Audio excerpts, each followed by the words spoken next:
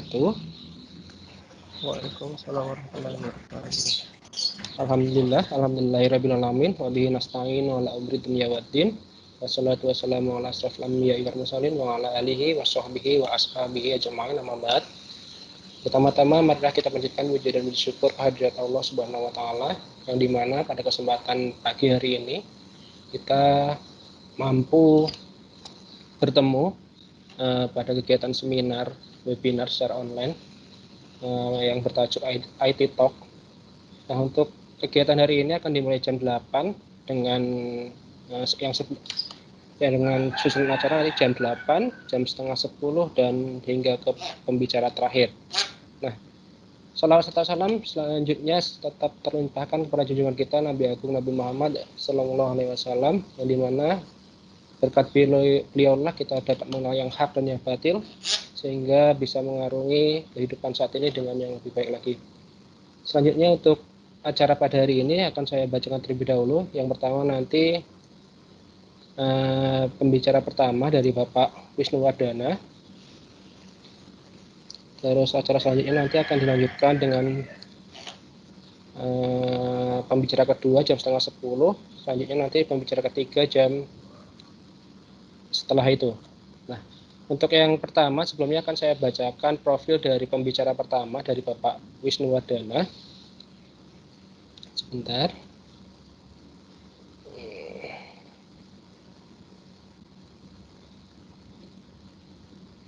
Oke, pembicara pertama yang pertama adalah Bapak Wisnuwardoyo. Beliau adalah Building New Java Backend Team in Jogja, Backend Developer at Dana Indonesia. Terus pengalaman kerja beliau di Dana Indonesia selama 2 tahun 10 bulan. Beliau pernah juga sebagai Engineering Supervisor, Senior Staff Engineer, ICE Host. Dia juga pernah bekerja di PT Aino Indonesia. Untuk pendidikan, Bapak Wisnu ini adalah alumni dari Universitas Negeri Semarang angkatan 2010 hingga 2014. Baik, selanjutnya untuk mempersingkat waktu, langsung saja kita ke pembicara pertama, Bapak Wisnuwardoyo. Sudah masuk nggih Pak Dadang nggih? Oke, baik. Kepada Bapak Wisnu, sudah bisa on mungkin kameranya?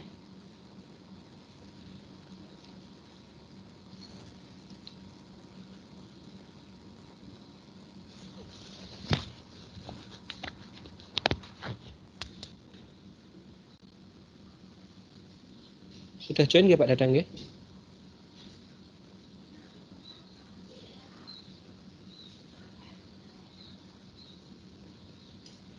Monggo kepada Bapak Wisnu, waktu dan tempat kami persilahkan.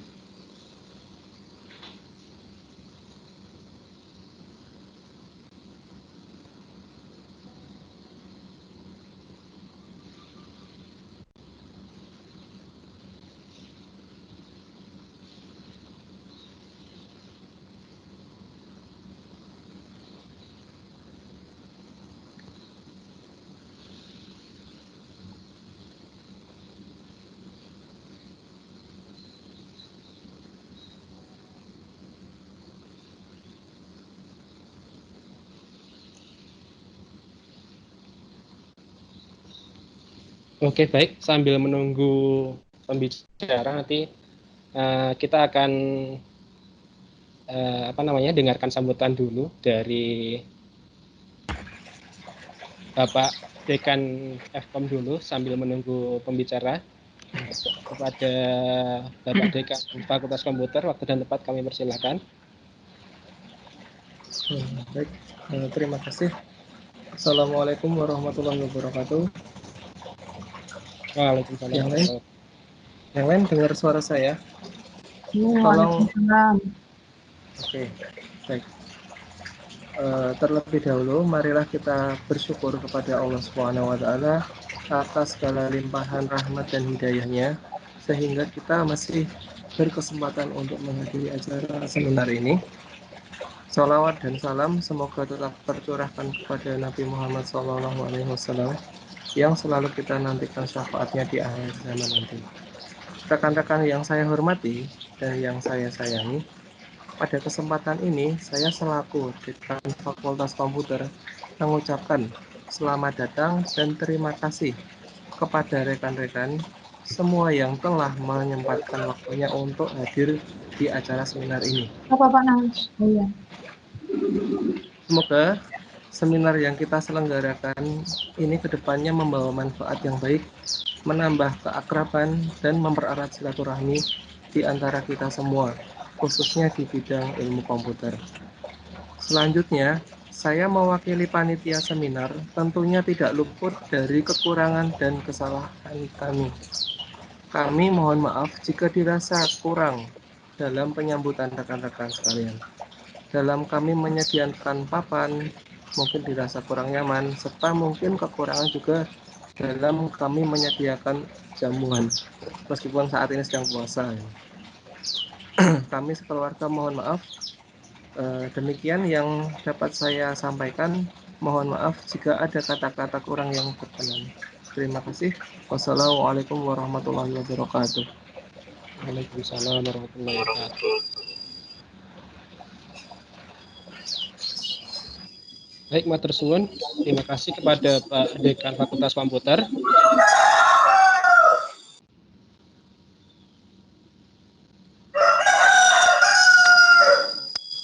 Baik, untuk selanjutnya sebentar. Saya gelap ini. Oke, baik, untuk selanjutnya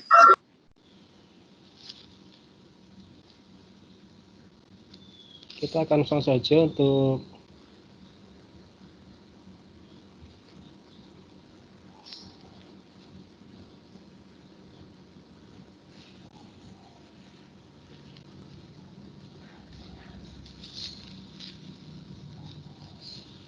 Oke. Baik, untuk selanjutnya kita akan langsung ke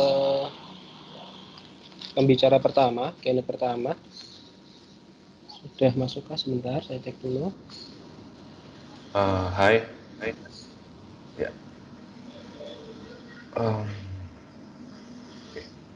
Oke, bisa dimulai, Pak? Oke. Baik, monggo. Sudah. Ada. Oke, alhamdulillah saban masuk. Ya. Oke. Oke, monggo Bapak untuk waktu dan kesempatan selanjutnya kami persilahkan. Monggo nanti disampaikan materinya selanjutnya nanti kita akan diskusi bareng-bareng melalui media ini. Ya, baik. Saya coba untuk share screen dulu ya. Oke.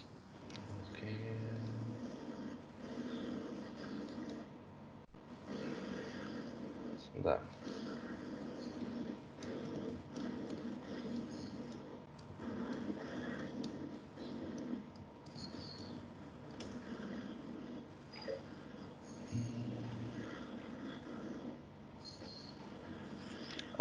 Di sini udah kelihatan belum layarnya, Pak? Sampun, sudah ya, masuk. Sudah ya. Sudah. Saya coba.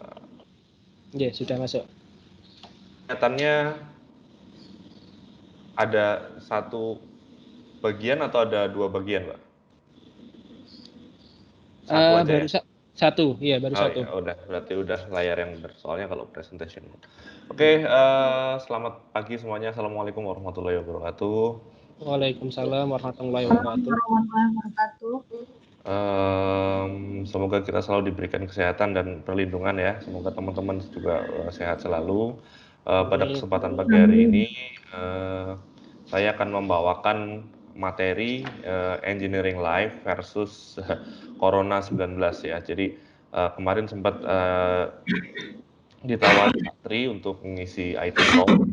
Kebetulan saya di sini sebagai seorang engineer di salah satu company namanya Dana gitu ya. Saya akan coba sharing sedikit tentang engineering itu seperti apa di dunia kerja. Sebelumnya kita kenalan dulu. Nama saya Wisnu Wardoyo. Saya bekerja di Dana Indonesia sebagai backend engineer. Ini saya crop dari LinkedIn ya, karena saya nyari foto nggak nemu gitu ya. Jadi teman-teman yang udah punya LinkedIn ya boleh connect ke saya, klik connect aja. Dan insya Allah pertengahan tahun ini ya, moga-moga kalau semua virus-virus ini udah selesai gitu ya, Dana Engineering Team itu juga akan buka cabang di Yogyakarta langsung, bareng langsung satu tim dengan saya gitu. Jadi insya Allah tahun ini kalau misal udah selesai gitu, kalau teman-teman yang bisa mungkin ada yang internship atau magang, nanti insya Allah bisa ada lowongan di Dana untuk internship gitu ya. Next, kita mau sebelum kita ngomongin tentang si engineering life-nya itu, kita kenalan dulu ya sama beberapa roles atau peran gitu ya, atau tipe-tipe engineer. Biar apa ya, biar nantinya teman-teman bisa tahu sedikit soal roles ini dan mungkin bisa tertarik nantinya untuk milih salah satu roles dari yang di sini gitu. Oke, dan tertarik dan mau mencoba dan kebayang gitu loh nanti kalau udah misal lulus sebagai mungkin sekarang di Fasilkom ya, ada yang sistem informatika, ada yang teknik informatika gitu. Bisa milih salah satu dari roles yang ada sekarang. Nah, ini roles ini yang sekarang ada di Dana ya, jadi nggak mau merepresentasikan semua, yang nggak mesti semua perusahaan itu punya roles yang sama. Jadi ini salah satu yang ada di Dana Indonesia gitu ya. Kita kenalan dulu. Yang pertama, kita mulai dari kata-kata engineer dulu. Engineering engineer ini adalah orang yang melakukan perancangan, penyusunan dan pemeliharaan satu mesin ya, atau pekerjaan umum. Nah, kalau kita ngomongin soal software engineer, berarti orang yang menerapkan prinsip software engineering untuk desain, untuk menyusun, untuk testing, untuk ya pemeliharaan satu software komputer. Nah, kalau kita ngomongin komputer software lebih tepatnya, kita perlu dilihat di sekeliling kita semuanya udah menerapkan komputer software ya, mulai dari handphone, terus ada komputer, ada e-watch, ya, smartwatch, sampai mesin cuci udah pakai komputer ya. Kadang-kadang mungkin kalau di Jogja belum ada, di Jakarta tuh sekarang mesin cuci gitu, kita udah bisa scan pakai handphone, nanti mesin cucinya jalan sendiri gitu ya, bayarnya pakai handphone gitu-gitu. Nah, regardless apapun platformnya, mau itu handphone, mau itu komputer, mau itu di sini ada mungkin kalau pakai Trans Jogja ada Gate ya, Transtel Gate di sini udah pakai kartu gitu ya. Itu semuanya dikerjain sama yang namanya software engineer ya. Software-software ini dikerjain sama software engineer. Nah, oke, kita mari fokus ke hal yang paling sering kita gunakan ya. Handphone aja deh. Kita sering pakai handphone. Kalau kita pakai aplikasi handphone itu biasanya kita akan menyadari minimal ya ada dua tipe engineer atau dua roles engineer ini. Nah, apa aja, siapa aja? Nah, secara garis besar ya, in a nutshell gitu, orang-orang akan notice akan ada dua tipe engineer. Yang pertama ada front end engineer, ada back end engineer. Nah, seperti namanya, front itu depan ya, back itu belakang. Kedua engineer ini bikin softwarenya masing-masing gitu kan. Nah, agar keduanya ini menghasilkan satu produk ya, jadi bukan cuma aplikasi tapi produk gitu ya, yang bermanfaat. Kedua software ini harus bisa saling komunikasi ya. Jadi ada si front end ini bikin aplikasi sendiri, back end bikin aplikasi sendiri, terus bisa komunikasi. Nah, komunikasi ini front end menggunakan protokol HTTP biasanya ke back end untuk melakukan banyak hal ya, seperti login, terus dapetin user information, perform transaksi dan lain-lain. Jadi mungkin nanti kalau teman-teman ada yang ikut mata kuliah pemrograman mobile gitu ya, tahu konsep seperti ini ya. Ada API call namanya gitu. Dan akhir-akhir ini sudah banyak juga yang udah pakai selain HTTP, ada HTTP 2 gitu ya, protokol yang ya memungkinkan backend untuk komunikasi dengan front end tanpa harus dimulai dari front end dulu ya, jadi bisa backend push gitu. Nah, HTTP 2 ini biasanya pakai always live socket ya, kayak game-game sekarang juga biasanya pakai socket, tapi biasanya itu pakai HTTP tunneling, jadi masih pakai HTTP 1. Nah, intinya garis besarnya seperti ini. Si front end dia akan melakukan API call ke backend punya aplikasi sehingga terhubung nih dua aplikasi ini. Nah, kita bahas front end dulu ya. Kerjaannya si front end engineer ini umumnya berkaitan banget sama yang namanya UI dan UX. Nah, kalau kita ngomongin UI itu ya user interface ya. Ini tampilannya, misal kayak warnanya, fontnya, ukurannya, susunannya, marginnya, kanan kiri, ini UI. Terus kalau kita ngomongin UX ini lebih ke experience.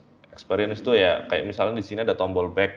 Tombol backnya kenapa di sebelah kiri atas, bukan di sebelah kiri bawah, terus bukan di sebelah kanan atas. Nah, ini termasuk user experience. Kalau misal temennya HP-nya terlalu panjang gitu ya, ujung kalau kita pakai satu tangan biasanya kita akan rada susah menjangkau si back button ini. Nah, biasanya kita swipe dari kiri ke kanan untuk back. Nah, itu termasuk bagian dari user experience gitu ya. Jadi pengalaman pengguna, kalau mungkin kalau di mata kuliah namanya IMK ya, interaksi manusia dan komputer gitu. Nah, sedangkan untuk back end ini kebanyakan berhubungan dengan API atau Application Programming Interface gitu kan.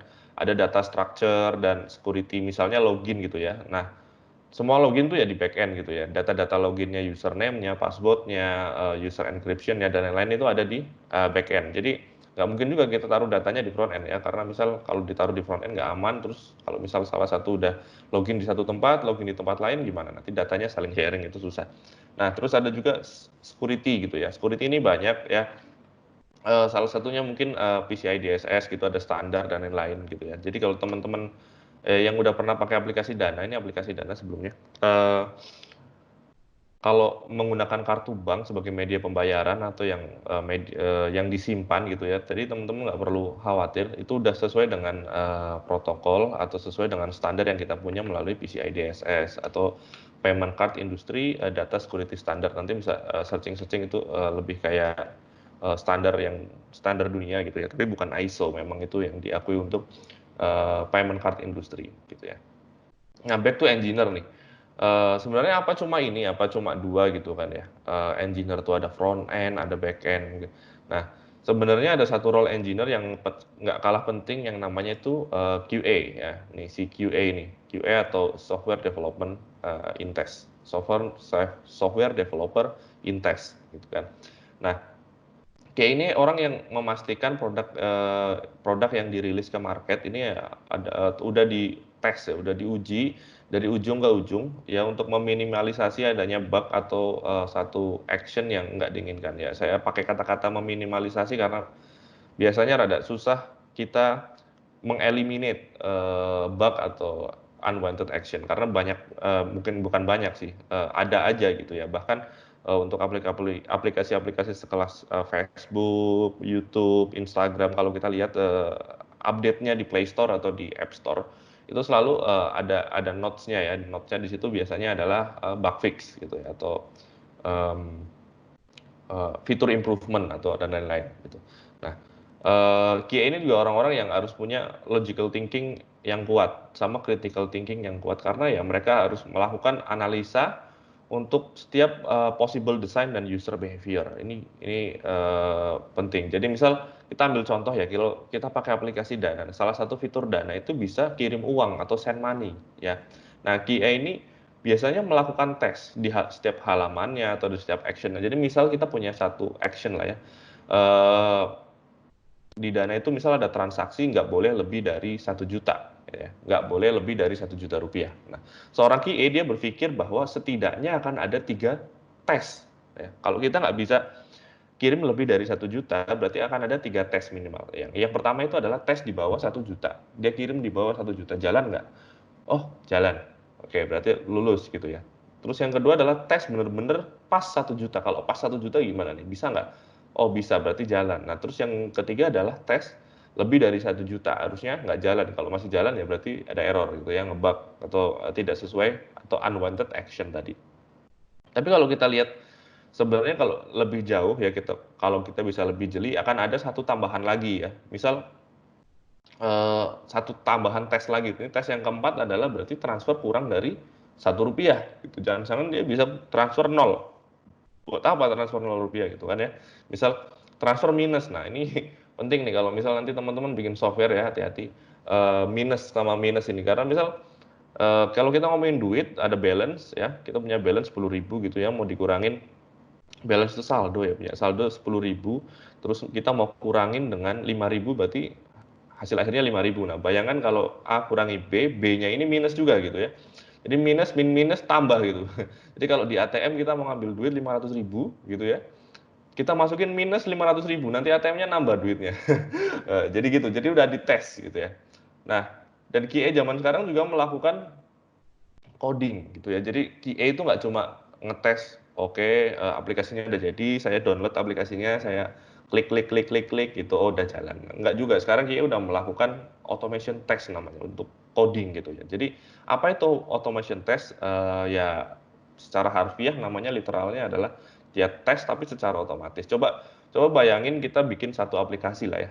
Kita bikin satu aplikasi sederhana, baik itu website atau desktop atau handphone ya, mobile gitu ya. Misal kita buat kalkulator lah ya.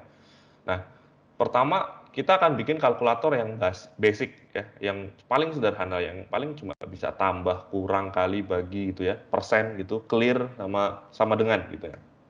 Nah, sekarang semuanya udah selesai nih. Saya udah bisa bikin kalkulator, udah bisa tambah, kurang, bagi, persen, clear, terus sama dengan gitu ya. Semuanya udah dites nih. Semuanya udah dites, udah dikirim ke user, udah dipakai sama user. Oke.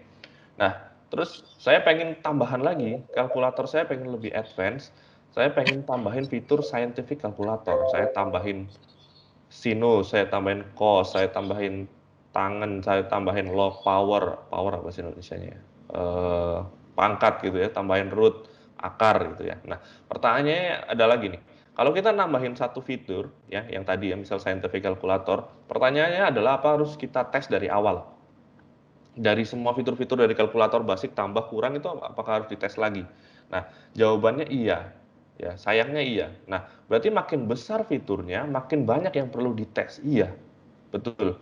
Jadi makanya kita butuh bantuan komputer untuk ngetes hal-hal tersebut ya. Kita perlu yang namanya automation test. Nah, jadi kita bikin script agar si komputer aja yang ngerun tesnya gitu. Jangan kita, karena akan banyak banget. Nah, ketiga tipe ini, ketiga role ini kita sebut namanya minimal engineering circle. Jadi ini paling minimal ya.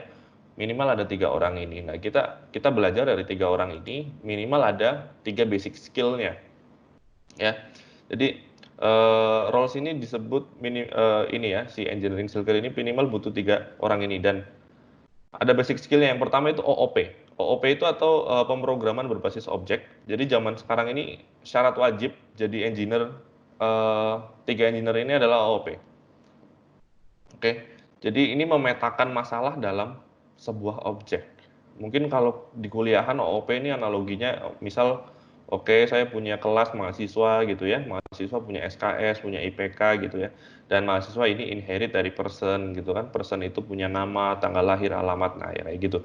Tapi kalau di dunia kerja ini lebih berkembang lagi. Contohnya saya tadi transaksi send money ya, kirim uang gitu. Di dalam suatu transaksi ini misal ada transaksi kirim uang ya, lebih khususnya itu misal ada nama pengirimnya, ada penerimanya siapa, destinasi akunnya apa, terus misal catatannya apa gitu ya. Dan mungkin transaksi kirim ini dia inherit dari general transaction yang di dalamnya ada transaction ID, info, dan lain-lain. Jadi ini skill mindset ya. OOP itu mindset gitu. Jadi penting sekali. Jadi dasar-dasar OOP ini terutama di Dana itu penting banget. Jadi kebetulan saya juga interviewer, orang yang menginterview kandidat-kandidat yang masuk di Dana, dan saya udah mungkin reject ratusan orang gitu ya gara-gara masalah OOP ini, karena ini paling basic ya. Kalau yang paling basic aja sudah nggak bisa, kita nggak bisa terusin lagi. Nah, paling basic. Nah, jadi teman-teman nanti kalau yang pengen bergabung dimanapun sih sebenarnya, nggak cuma di Dana ya OOP itu menjadi salah satu dari ketiga roles ini ya. Pelajarin OOP adalah harga mati, itu harus penting, harus dipelajarin banget. Nah, yang kedua adalah data structure ya. Bukan engineer kalau nggak ngerti data structure. Ini misal banyak banget data structure ya, misal collection, map gitu-gitu, array gitu ya, dan lain-lain. Ini penting. Terus yang ketiga adalah structured system analysis and design. Ini SSAD ya biasanya. Mungkin di kuliahan harusnya ada sih. Saya cuma lupa bahasa Indonesianya apa ini kalau di mata kuliahan. Ini fundamental banget nih. Selain kedua di atas, si SSAD ini merupakan standar gitu ya, standar untuk ngerancang satu software. Jadi tanpa perancangan yang bagus, kalau nggak standar, saat implementasi nanti jadi berantakan gitu. Misal banget kita mau buat rumah gitu ya. Ya kita udah bikin rumah aja gitu ya. Begitu asal bikin aja, nggak usah dirancang-rancang gitu. Udah sampai 70% ternyata pas dicoba kamarnya pintunya tabrakan dengan pintu kamar lain. Nah, ini kan nggak cocok, nggak matching gitu ya. Terus jadi harus bongkar lagi gitu, atau atapnya nggak presisi, akhirnya mudah roboh dan lain-lain. Nah, yang udah dirancang pun kalau misal nggak sesuai kaidah gitu ya, nggak sesuai kaidah yang disepakati, misal si rancangannya ini nggak sesuai dengan kaidah, yang baca sistem desainnya itu bingung gitu ya, bisa bingung. Karena kalau misal orang yang baca itu bingung, misal kalau dunia kerja di eh, misal tadi ya bangunan ya kan ada mandor, ada yang benar-benar kerja gitu ya. Kalau kita bisa bilang S1 itu kan udah kayak mandornya gitu kan, dia yang merancang gitu kan. Nah biasanya mungkin nanti 1 tahun, 2 tahun ke depan, 3 tahun ke depan, anak-anak SMK, anak-anak SMA itu udah bisa coding gitu ya, karena kenyataannya sekarang udah mulai seperti itu. Nah ini orang-orang yang SMK ini mungkin akan bingung gitu bacanya ini apa, karena nggak sesuai dengan standarnya, yang akibatnya kalau nggak sesuai nanti akan menimbulkan hal-hal yang tidak diinginkan. Jadi ini basic-basic skill yang perlu ada dari 3 roles ini. Nah, kita kenalan lain lagi. Ini kita udah tadi bahas tentang engineering circle. Kita punya yang namanya product circle, ya. Jadi si engineering circle ini nggak bisa kerja sendirian dan nggak bisa apa ya namanya ya berdiri sendiri gitu. Jadi dibutuhkan circle yang lain. Kita sebut namanya ini yang satunya lagi adalah product circle. Nah, di dalam product circle ini semua orang punya tujuan yang sama, jadi membuat produk yang dipakai orang. Ya, make sense ya, karena percuma kita bikin produk nggak dipakai orang gitu kan. Dan kerja di Dana ini setiap fitur, setiap improvement yang kita kerjain itu langsung dinikmati oleh 35 juta, lebih dari 35 juta masyarakat Indonesia. Jadi user Dana segitu per 2019. Dan rasanya bangga banget ya, karena nggak ada yang lebih membanggakan dari seorang engineer itu bikin produk itu dipakai sama orang lain. Ya mungkin teman-teman juga merasakan hal yang sama nanti kalau misal skripsi atau misal bikin satu project terus tiba-tiba programnya bagus gitu terus dipakai sama seluruh sivitas akademika di kampus gitu ya. Wah, senang banget itu, bangga banget itu ya. Nggak dibayar nggak apa-apa deh gitu. Misal. Nah, karena produk Dana ini produk lokal ya, jadi buatan teman-teman dari orang Indonesia gitu ya, dipakai Indonesia. Terus, nah tapi sayangnya kalau misal kita punya desain yang jelek gitu ya, misal itu juga langsung dirasain sama jutaan orang. Jadi perlu dipastiin bahwa ini tuh bener gitu. Jadi orang-orang di circle ini akan berusaha membuat produk yang bener-bener dibutuhin sama orang gitu ya. Orang-orang di sini tuh adalah orang-orang yang mampu melihat masalah melalui kacamata orang lain sebenarnya. Orang yang berusaha memecahkannya menggunakan produk gitu. Jadi oke. Nah, jadi kita kenalan dulu ya sama yang pertama yang namanya ini product manager. Oke ya, kita kenalan dulu sama satu roles yang pertama ini product manager, kurang tulisan manager.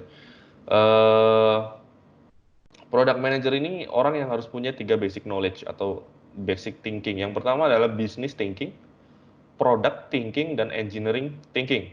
Ya, jadi si product manager ini harus punya ketiga basic knowledge itu.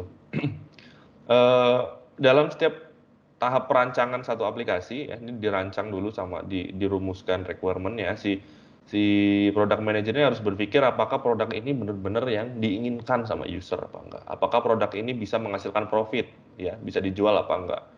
Atau produk ini sesuai dengan sistem yang kita punya sekarang enggak gitu ya. Nah, seperti contohnya kita pikir tadi send money ya, kirim uang misal. Nah, product manager tuh awalnya dia ngerancang ya send money atau kirim uang itu cuma dari saldo ke saldo gitu ya. Ada orang user Dana A gitu kirim uang ke user Dana B. Jadi dari balance ke balance, dari saldo ke saldo. Dan setelah sukses baru dia bikin dari transfer dari bank ke bank. Jadi dia ada produknya itu bisa berkembang gitu ya. Orang-orang bisa tahu gitu. Nah, kita sebut namanya konsep MVP biasanya, most viable product. Jadi produknya bisa berkembang secara bisnis prospectful dan secara sistem juga reusable gitu.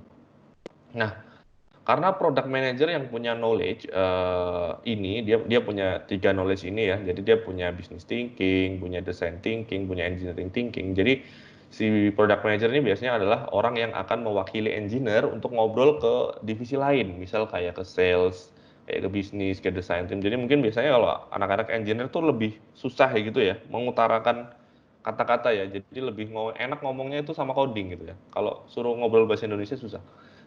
Jadi harus ngomongnya itu coding. Jadi biasanya si produk ini yang menerangkan gitu, atau biasanya engineer itu lebih banyak nerangin dengan desain-desain tadi SSAD ya, misal ada sequence diagram, activity diagram gitu-gitu.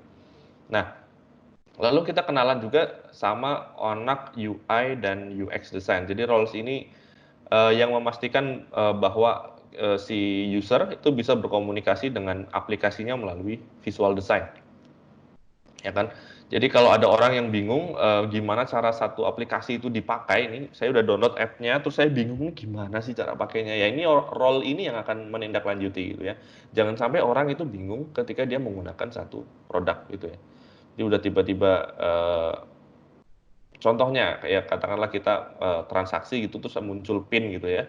Nah, biasanya ketika kita muncul PIN, PIN itu kan biasanya terdiri cuma angka aja, ya kan? Nah, kalau keyboardnya tiba-tiba nggak muncul gitu ya, nggak otomatis muncul gitu keyboardnya.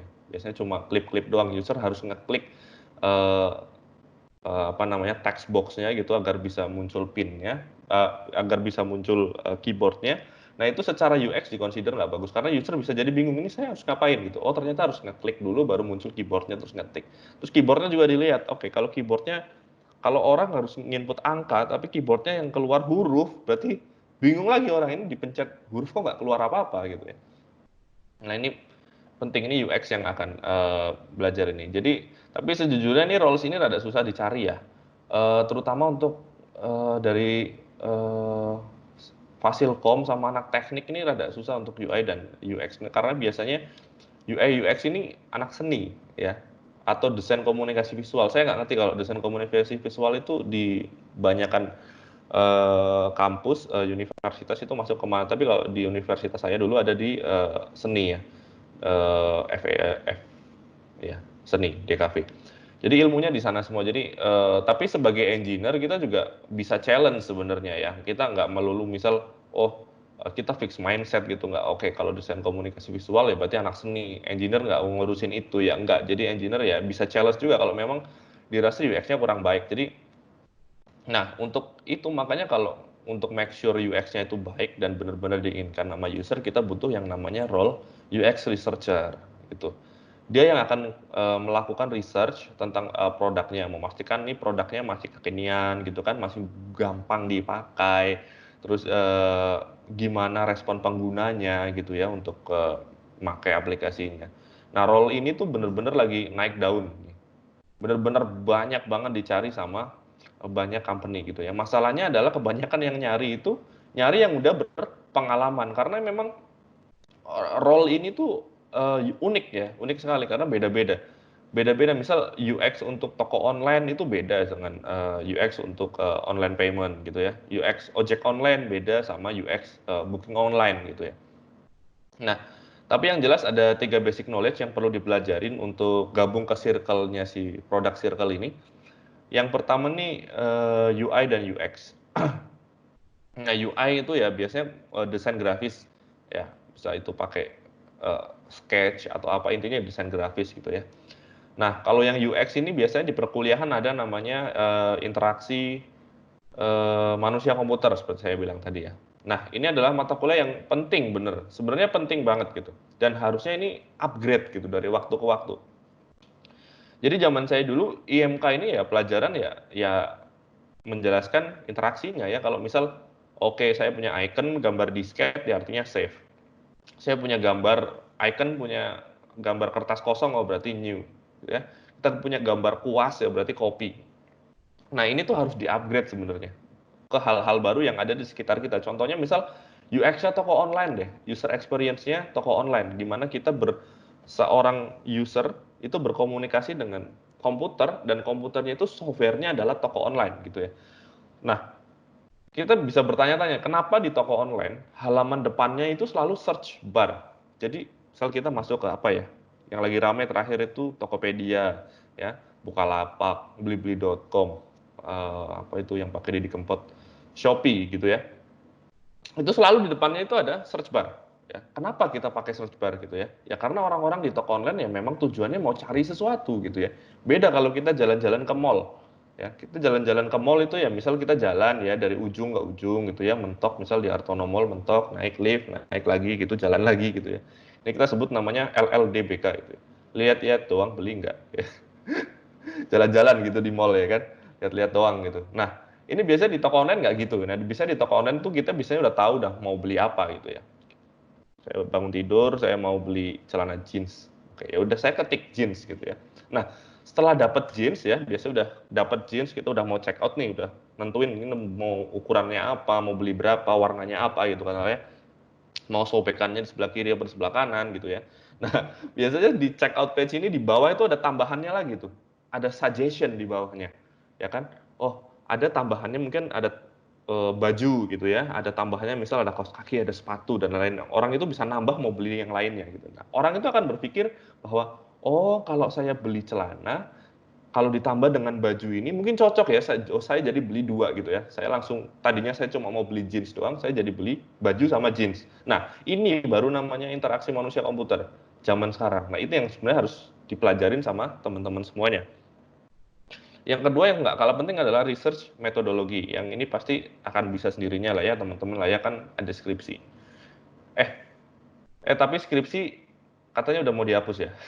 Bisa diganti ya. Ya, sebenarnya ini penting sih kalau mau join di dalam circle ini karena research itu penting metodologi dan presentasinya ya. Jadi cara kita menulis dan presentasinya ini penting banget ketika kita conduct satu research.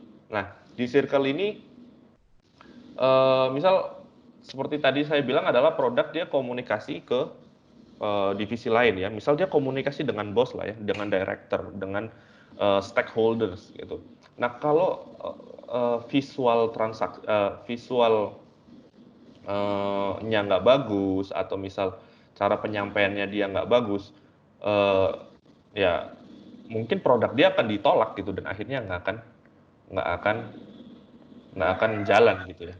Dan yang ketiga ini adalah sistem desain. Nah, ini mirip dengan SSAD tadi, tapi ini sebenarnya hanya basic arsitektur aja ya. Jadi nggak perlu terlalu dalam sampai benar-benar detail banget gitu. Jadi ini adalah 3 basic skill yang perlu teman-teman kuasain kalau mau gabung di dalam product circle ini ya, dalam circle ini. Dan product circle juga kita kenalan lagi ya. Product circle ini nggak sendiri, dia juga punya circle yang lain untuk sebelahin nama dia, ya namanya business support circle. Ya, dia punya yang namanya data scientist atau engineer dan data QA. Ini soal data nih, mungkin lumayan menarik ya. Nah, sesegera setelah si fitur atau aplikasi ini live, circle ini mungkin mulai untuk mengambil data. Nah, data ini bisa apa aja, mulai dari transaksi, willingness, journey, frekuensi. Nah, dari data ini diolah menjadi sebuah informasi. Jadi bisa dibedain ya antara data dan informasi. Kita ambil contoh, kita ke convenience store lah, kita ke Alfamart, ke Indomaret, terus kita mau beli sabun, ya kan? Kalau dilihat bukan kebetulan kalau di sebelah sabun itu ada sampo, karena menurut data yang diolah dan jadi informasi, orang itu cenderung beli sampo bareng-bareng dengan sabun. Ya, jadi dari informasi ini kita bisa ngambil keputusan bahwa sabun kita sebelahin aja dengan sampo gitu ya. Jadi sabunnya di sini ya samponya sebelahnya gitu. Nggak beda rak gitu ya. Jauh. Nah, sederhananya seperti itu. Kompleksnya mungkin kalau toko online seperti yang saya jelasin tadi ya, hubungannya dengan jeans, dengan baju. Tapi itu kalkulasinya jauh lebih kompleks karena harus menyesuaikan dengan UI dan UX dari toko online itu sendiri, user behavior, tadi saya bilang ada journey, ada willingness, gitu-gitu. Nah, jadi data ini penting banget untuk keberlangsungan si bisnis atau bisnis continuity. Lewat data dan informasi kita bisa ngambil keputusan. Jadi yang ngambil keputusan itu manusianya ya, bukan komputernya. Istilah kerennya sekarang adalah data driven business.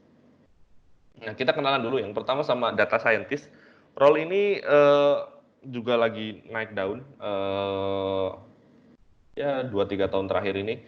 Ini biasanya bikin data modeling, create analyzing gitu ya, visualisasi. Terus dia juga bisa mungkin create machine learning gitu ya. Tapi saya nggak akan bahas lebih jauh soal machine learning karena mungkin setelah ini ada yang akan bahas setelah saya. Terus nextnya adalah ada data engineer. Nah, ini roles engineer yang ngelakuin scripting ya, melakukan scripting, terus manage structure dan unstructured data. dia orang yang harus punya pengetahuan yang sangat matang soal datanya sendiri. Dia harus tahu data mana yang harus dia olah, data ini maksudnya apa, terus kerja bareng-bareng dengan data scientist untuk menghasilkan satu produk, bisa lewat ETL tadi ya, exact transform load gitu ya, atau bisa lewat yang lain-lain. Misal kita bisa bikin, salah satunya adalah journey gitu ya. Journey itu seperti ini. Misal ada orang user Dana ya, dia login di Dana atau dia register di Dana, dia user baru, dia register di Dana, tapi setelah 3 hari dia nggak melakukan apapun. Nah, orang-orang data scientist ini mungkin akan melakukan sesuatu, ya, dia akan menganalisa kenapa orang-orang ini nggak melakukan sesuatu. Mungkin mungkin dia nggak ngerti caranya gimana. Oke, kita kasih push notification aja biar orang itu bisa belajar. Oke. Oh, mungkin orang ini nyari promo. Oh ya udah, kita kasih kupon gitu ya, atau kita kasih voucher. Nah, biasanya begitu. Nah, dari data dan data scientist dan engineering ini biasanya kita bikin satu platform untuk mensupport si bisnisnya itu sendiri. Terus yang terakhir adalah ada role yang namanya data QA atau quality assurance atau data quality analyst. Nah, a good decision require a good data. Jadi decision yang baik itu require good data. Jadi nggak mungkin decisionnya itu akan bagus kalau datanya itu nggak akurat, datanya nggak valid, datanya nggak reliable. Ya, si data QA ini yang akan memastikan validitas datanya, reliabilitas datanya, atau satu informasi yang dihasilkan. Saya nggak terlalu paham tentang role-nya si data QA ini, karena di Dana, dan ini ada di Dana ya, maksudnya data QA ini ada di Dana. Saya nggak tahu untuk di tempat lain, tapi memang kalau di Dana ini adalah satu role yang penting untuk memastikan datanya valid gitu. Lalu kita lihat basic skill-nya. Yang pertama basic skill-nya adalah statistik. Ini saya no jokes guys, beneran bukan bercanda. Statistik ini penting banget ya, harus banget nih. Nah, karena kita tahu ya, komputer itu nggak bisa mikir sendiri. Kita cuma bisa ngasih tahu komputer mikir sesuai yang kita mau gitu ya. Nah, salah satu caranya adalah dengan statistik, dengan rumus-rumus. Kita harus tahu rumus mana yang dipakai, data ini cocoknya pakai rumus yang mana, terus ini harusnya pakai pendekatan yang mana, ada standar deviasi, ada regression apa dan lain-lain. Nah, terus biasanya ada yang bilang dari mahasiswa gitu ya, saya nggak terlalu jago nih kalau statistik gitu ya, statistik banyak banget hitung-hitungannya, saya nggak bisa cepet-cepet nih ngitung-ngitung gitu, saya nggak bisa cepet ngitung. Jadi nggak perlu khawatir karena yang ngitung komputer bukan teman-teman semuanya ya, jadi nggak ngitung cepet nggak apa-apa. Nanti kalau misal ujian statistik, kalau bisa bawa kalkulator aja kalau boleh sebenarnya. Tapi yang penting dia harus tahu rumusnya, ya, dia harus tahu bahwa data ini cocoknya pakai rumus yang mana gitu. Untuk mencari standard deviation itu pakai yang mana, misal ada exponential graphic itu yang mana, regression itu yang mana, dia harus tahu. Nah, yang kedua dan ketiga ini data structure dan database. Ini pasti ya, nggak mungkin orang namanya title-nya aja data engineer sama data scientist, data QA nggak tahu data structure dan database, ini nggak mungkin. Jadi yang pertama adalah statistik, di atas data structure dan database. Karena kalau dia udah tahu statistik, dia baca data akan gampang. Karena basically database itu ya seperti Excel ya, kita punya Excel atau kita punya, kalau statistik biasanya pakai SPSS gitu ya. Ya dulu banget itu sih pakai SPSS. Sekarang saya nggak ngerti pakai apa. Itu ya basicnya tabel-tabel gitu ya. Database itu ya database dan tabel gitu ya. Kalau mereka udah biasa sering ngobrolin, udah bagus statistiknya, dia akan mudah menggunakan si database itu tadi dan data structure terutama. Nah, ini adalah roles atau peran-peran atau yang bisa teman-teman pilih atau teman-teman putuskan, ya kan? Nah, mungkin udah mulai tertarik ini ya sama yang mana, tapi ini sebagian kecil ya, nggak ada paksaan harus ngambil salah satu dari 9 role ini gitu ya, karena mungkin teman-teman punya cita-cita yang lain gitu, karena ini skupnya kecil banget ya. Misal saya pengennya jadi video editor gitu, ya udah jadi video editor kalau memang sukanya di situ ya, passionnya di situ, karena passion ini penting banget. Jadi teman-teman harus cari passionnya dulu ya. Sekarang saya passionnya itu benar-benar bikin aplikasi Android. Udah bikin aplikasi Android, terusin gitu. Jadiin itu passion, jadiin itu karena enak gitu loh, kerja yang passion terus menghasilkan duit itu enak sekali. Jadi kita memang suka kerjaan itu dan kita suka doing coding atau suka melakukan research, terus kita dibayar. Wah, itu nggak ada yang lebih mengenakan lagi pekerjaan seperti itu ya. Dan ini sebagian kecil di Dana ya, jadi nggak setiap perusahaan punya roles seperti ini. Mungkin engineering-nya ada yang digabung front end sama back end jadi satu, ya monggo terserah. Biasanya di tiap company beda-beda, tapi idealnya itu dipisah seperti ini. Dan misal ada produk, ada UX design. Jadi UI dan UX ini yang ngerjain ya ada orang sendiri, bukan si front end-nya ya. Jadi misal katakanlah saya engineer kok disuruh bikin desain juga toh, saya nggak ngerti. Wong kalau saya bikin warna tuh norak gitu ya, warnanya merah, kuning, biru gitu ya, kontras gitu. Padahal sekarang warnanya udah banyak gitu. Nah, ini punya role sendiri dan ini masing-masing beda. Dan kalau saya jelasin semuanya yang ada di Dana itu bisa panjang banget karena banyak banget. Ada mulai dari bisnis intelijen, terus mulai dari technical support, ada customer service, terus ada network engineer. Nah ini sebagai gambaran aja untuk role yang mungkin suatu saat jadi masa depan kalian. Jadi next kita belajar soal life-nya. Sekarang kita bagian soal life-nya, gitu kan? Kalau kita tadi ngomongin soal engineering-nya, topiknya kan engineering life ya. Nah kita ngomongin bagian life-nya sekarang. Nah, lebih tepatnya itu life cycle-nya si engineer atau lebih tepatnya life cycle-nya si produk yang kita buat. Tapi biasanya kalau kita ngomongin engineering life ya biasanya kayak gini nih orang-orang dengarnya ya kan. Eat, sleep, code, repeat. Jadi orang-orang engineer tuh biasanya cuma makan, tidur, coding, ya udah diulangin lagi ya. Atau kayak gini ya. Oh ya programmer normal day-nya depan komputer, weekend-nya depan komputer ya, no life gitu. Atau ada yang seperti ini gitu ya. Atau juga ada yang kayak gini gitu ya, programmer life. Nah, jadi ini memes. Memes soal programmer, soal engineer ya. Jadi nggak semuanya benar. Ya ada yang benar, cuma nggak semuanya benar. Tapi kalau benar pun pasti ada orang yang ada alasan orang-orang melakukan itu. Contohnya kalau kondisi PSBB sekarang ya, lagi di Jakarta, saya di Jakarta, by the way, lagi PSBB, itu kegiatan saya ya cuma gitu-gitu aja. Eat, sleep, code, repeat. Ya mau kemana lagi? Nggak boleh kemana-mana. Keluar rumah ditegur gitu kan. Nah, harus di rumah terus ya. Tambahannya paling apa sih selain eat, sleep ya YouTube gitu ya, Instagram, manga. Saya juga punya channel YouTube sendiri ya. Subscribernya baru 12. Dan engineering tuh punya kehidupan gitu ya. Jadi jangan khawatir untuk teman-teman yang mau jadi engineer.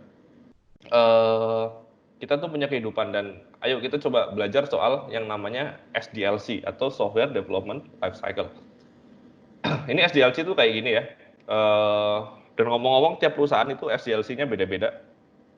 Dan ini salah satu yang ada di Dana. Software Development Lifecycle-nya seperti ini dimulai dari business requirement, design, terus ada implementation, ada test, dan ada live ya. Kalau di bawah kita bisa lihat lifeline-nya untuk perannya masing-masing. Dari business support itu mulai dari live ya, datanya udah masuk, terus ada muncul requirement baru lagi sama design. Produk itu dari business requirement, design, implementation, dan engineering. Engineering itu full nih, lebih banyak. Ya, kita lihat lebih banyak nih. Dari mulai design, implementation, test, sama live, ini setengah, banyak. Nah, jadi kita bahas satu-satu. Biasanya product requirement itu apa sih isinya? Nah, ini mendefine apa aja yang ada di dalam scope. Ya, scope itu ya satu scope gitu ya. Apa misal kita bikin tadi send money gitu ya, send money atau kirim uang ya, saya mau bikin cuma send money dari saldo ke saldo, itu scope-nya seperti itu. Dan mendefinisikan acceptance-nya. Misal, oh kalau udah bisa send money maksimal 1 juta dari balance ke balance, ya udah selesai. Itu acceptance-nya seperti itu. Standar diterimanya satu produk itu seperti itu misal. Terus desain UI-nya itu di sini. Ya. Terus sistem dependency-nya apa aja itu di sini. Ya, di business requirement. Yang kedua adalah tahap desain. Desain ini lebih ke desain sistemnya ya, karena kita ngomongin soal software development lifecycle, softwarenya berarti ada desainnya. Yang pertama adalah sistem analisis, test analisis, dan risk analysis. Sistem analisis itu ya SSAD-nya tadi ya, kita ngecek masing-masing tuh. Misal kita ngobrolin soal use case-nya gitu kan. Misal satu send money, tadi ada use case, biasanya kita gambarkan dalam satu use case diagram. Use case itu ada aktor dan ada use case-nya. Aktornya kadang-kadang misal aktornya adalah si penerima atau si pengirim. Nah, pengirim ini bisa ngapain aja? Use case-nya apa aja? Oh, saya bisa pilih saldo, saya bisa kirim uang, saya bisa masukin PIN, saya bisa lihat transaction history, misalnya katakan seperti itu. Nah, sebagai penerima saya bisa apa? Saya bisa terima uang, saya bisa dapat notifikasi kalau ada uang masuk. Nah, itu adalah use case. Ada lagi misal lebih expert lagi ke data modelingnya akan seperti apa, database-nya akan seperti apa, nanti sistem dependence-nya akan seperti apa, terus nanti ada sequence diagram, activity, integrasi, dan lain-lain. Nah, selanjutnya juga ada tes analisis, ya, untuk tes analisis yang ini. Tes analisis yang seperti yang tadi saya pernah bilang ya, jadi misal transaksi 1 juta yang dites ya A, B, C, D gitu ya.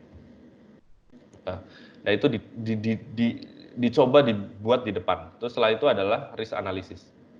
Risk analysis itu ya kita ngelihat user behavior analisisnya. Terus masuk ke tahap yang ketiga adalah implementation. Di sini adalah user biasanya ngelakuin coding gitu ya, ada yang melakukan automation-nya, semuanya ada di sini. Jadi QA-nya ngelakuin automation, developer-nya ngelakuin automation, di sini juga, dan coding. Setelah itu ada yang proses yang namanya tes. Ya, nah ini tesnya harusnya lebih ke regression test aja. Ya, regression test itu apa? Regression test itu ya melakukan tes dari awal sampai akhir ya, dari fitur yang paling basic sampai fitur yang baru ditambahin. Ini yang biasanya dijalanin sama komputer. Ini biasanya makan waktu untuk ngecek karena biasanya kita nyenggol ya. Kita nggak bisa menjamin bahwa ketika kita nambahin satu fitur kita nggak nyenggol fitur yang lama. Oh, kita bikin fitur baru, fiturnya yang baru jalan, fitur yang lamanya nggak jalan. Ya, bahaya. Selanjutnya kalau dari tes baru kita bisa live.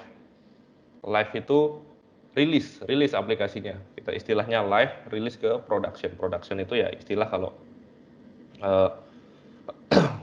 udah produk gitu ya.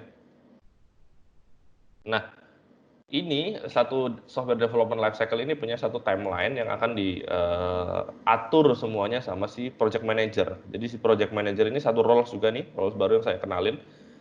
Ini adalah timeline keeper gitu ya, dia akan ngontrol setiap proses yang ada gitu. Salah satu tugasnya adalah untuk resource planning. Misal, resource itu ya usernya, developernya ya, di plan, kita mau ngerjain apa aja, berapa orangnya gitu kan. Dan make sure deliverability-nya gimana. Kalau misalnya ada hambatan di tengah jalan, ya semuanya harus dikoordinasikan sama si project manager ini gitu ya. Metode yang dipakai biasanya ini saya pakai Scrum ya, yang dipakai sama Dana itu Scrum, salah satu dari Agile Development Method. Nanti di perkuliahan teman-teman akan belajar gitu ya, bagaimana development method yang mungkin ada waterfall, ada agile gitu. Ada pasti biasanya ada ini materi-materi seperti ini. Jadi pastiin ikut ya, jangan bolos. Oke. Nah, ini kita udah belajar tentang engineering soal live-nya tadi. Sekarang kita ngobrolin soal coronavirus 2019. Serem banget nih, udah ada merah-merahnya. So, unfortunately ini kondisi Indonesia sekarang ya teman-teman ya. Pak Presiden udah menyarankan kita untuk kerja, belajar dari rumah. Terus udah ada bayang-bayang PHK banyak gitu ya di mana-mana ya kalau kita lihat berita ya. Terus banyak bisnis yang down gitu kan. Beberapa perusahaan melakukan banyak penghematan gitu ya. Banyak lagi ada yang nge-cut orang, ada yang mungkin promonya dikurangin atau mungkin ada orangnya dirumahin dulu gitu ya. Jadi COVID ini memang benar-benar pukulan terbesar dari 60 tahun terakhir katanya. Dalam 60 tahun terakhir itu ini adalah pukulan bisnis terbesar. Seenggaknya di masa hidup saya ini memang benar-benar menyeramkan gitu ya. Karena nggak ada prediksi ini kapan berakhir, endeminya kapan berakhir, dan ini growing rapidly, cepet banget gitu ya. Kita baru kerasa kemarin, saya pas lagi di Jogja itu pengumuman pertama baru 2 orang di Depok, sekarang udah lebih dari 10.000 gitu ya. Terus lalu bagaimana kita bisa bangkit dari sini, terus gimana kita bisa survive, kita lihat apa aja yang berubah karena si Corona 19. Jadi based on socialbakers.com, si COVID ini, si virus ini telah merubah banyak mindset orang sama mindset perusahaan untuk melakukan digital transformation. Ya, coba digarisbawahi kata-kata digital transformation ini karena situasinya benar-benar do or die. Ini orang kalau nggak digital transformation ya die, pasti. Ya, punya warung, ya punya toko, ya nggak menerapkan digital transformation, nggak bisa dipesan secara online, ya siapa orang yang mau beli gitu zaman lagi masa sekarang kan, orang nggak bisa keluar, bener-bener orang keluar itu ditegur di mana-mana gitu ya. Nah salah satunya kita bisa lihat ini yang paling terdampak banget itu kayak industri misal pariwisata gitu ya, pesawat, hotel, online booking gitu, terdampak parah banget. Kita mau digital transformation apa lagi? Masa mau pariwisata pakai Google Maps gitu kan ya? Kurang seru, nggak ada anginnya gitu. Kalau ke pantai. Nah, memang nggak semuanya terdampak ya. Ada beberapa yang mengalami sedikit peningkatan selama pandemi ini, terutama di sektor IT. Yang pertama adalah telecommunication, penting karena kita ya kerja gitu pakai alat telecommunication ya, pakai Zoom, pakai Microsoft Teams. Terus kuota harus ada terus gitu kan. Kita di rumah butuh komunikasi. Ini sektor-sektor yang naik. Yang kedua e-commerce, iyalah pasti e-commerce, kita di rumah ngapain gitu ya, nggak keluar-keluar gitu ya, harusnya kita ke mall itu lihat-lihat barang gitu ya, kita nggak ngapa-ngapain ya ke e-commerce. Yang ketiga online games, pasti online games, orang sekolah libur, orang anak-anak bukannya belajar nih ya, bikin online games. Terus yang keempat cloud computing, dan kelima data center component. 4 dan 5 ini sangat penting. Mungkin kalau teman-teman yang belum tahu tentang cloud computing dan data center ini, coba dipelajarin aja dulu, karena ini juga 3 tahun belakangan ini lagi booming banget soal cloud computing. Ya, jadi kita bikin app-nya di-upload ke, bikin satu backend gitu ya, biasanya ditaruh di cloud gitu ya, agar bisa diakses. Dan data center komponen ya, apapun itu, hard disk, RAM, prosesor, itu yang sangat penting yang dipakai untuk cloud computing. Nah, terus kondisinya gimana sekarang sih perusahaan-perusahaan? Kondisinya sekarang WFH itu udah jadi new normal, jadi udah ya hal yang wajar aja gitu. Work from home atau WFH itu adalah protokol yang udah dilakukan oleh banyak perusahaan-perusahaan besar di Jakarta ya, terutama di Jogja pasti juga sama. Perusahaan besar, sekolah gitu, bahkan sampai ke pemerintahan. Nah, ketika WFH ini ya kebanyakan IT company butuh tools untuk memastikan productivity-nya bagus. Yang pertama yaitu communication channel, yang bisa pakai Microsoft Teams, pakai Zoom, pakai Slack. Mungkin ada yang tahu DingTalk atau pakai Discord, itu untuk communication channel. Dan Scrum tool. Scrum tool itu ya untuk tadi ya, kita kan pakai agile development method. Kita harus nge-track gimana orang itu sebenarnya udah selesai atau belum sih kerjaannya gitu ya. Jangan-jangan di rumah aja malah nonton drama Korea gitu ya, kerjanya nggak selesai gitu. Harus ada trackernya, terus ada working block-nya, terus ada paper planner-nya juga ada daily check up ya untuk semua tim member. Nah, jadi biasanya butuh tool-tool ini, dua tools ini. Nah, biasa, dan kedua ini harusnya udah umum lah ya, nggak harus WFH, karena nggak WFH pun ya 1 dan 2 ini adalah tools yang seharusnya memang selalu ada untuk perusahaan-perusahaan IT. Oke. Nah, kalau kita bisa lihat di sini orang-orang IT kita itu sebenarnya sudah ada di jalan yang tepat, sudah ada di roles atau satu pekerjaan yang paling sustainable. Ya kita bayangin mau ada virus gitu-gitu, kita tetap bisa kerja, kita bisa tetap produktif ya, karena kita ngomongin soal IT gitu. Jadi teman-teman yang memang minatnya di dunia engineering ya pertahankan gitu, jangan, karena ini memang kerjaan yang bagus banget ya. Tapi ada challenge-nya juga untuk WFH ini ya, nggak semuanya gampang gitu. Yang pertama challenge-nya ini online distraction. Pasti ya, tiba-tiba lihat notification Facebook gitu ya, buka Facebook mentang-mentang nggak ada yang ngawasin, nggak ada bos gitu ya, buka Facebook scroll. Terus lihat Instagram gitu ya, scroll ya, lihat video kucing gitu, scroll. Nah, ini yang kita sebut namanya online distraction. Salah satu hal terbaik yang bisa kita lakukan untuk mengatasi ini adalah menggunakan social media management platform. Nah, ini bisa membatasi dalam sehari itu kita harusnya berapa waktu yang kita spend maksimal untuk bisa menggunakan platform ini. Jadi diingetin tuh, kamu udah Instagraman 2 jam loh, tapi saya belum selesai. Ya udah, jangan, terusin besok aja. Nah, yang kedua misal too much screen time ya, karena orang ya kayak saya gini, tidur bangun mandi, lihat komputer, udah selesai, nggak kemana-mana lagi, nggak ada commute, nggak ada bisa nggak ngeliat orang gitu kan. Jadi kadang-kadang mata kita pegel juga nih kebanyakan lihat komputer. Jadi kita harus, ya seenggaknya kita harus break 15 sampai 20 menit setiap jam atau setiap 2 jam. Ini penting, setiap 2 jam lah ya, setiap 2 jam itu penting banget untuk take break 15 sampai 20 menit dari screen. Yang ketiga ini full house. Ya namanya kerja dari rumah ya.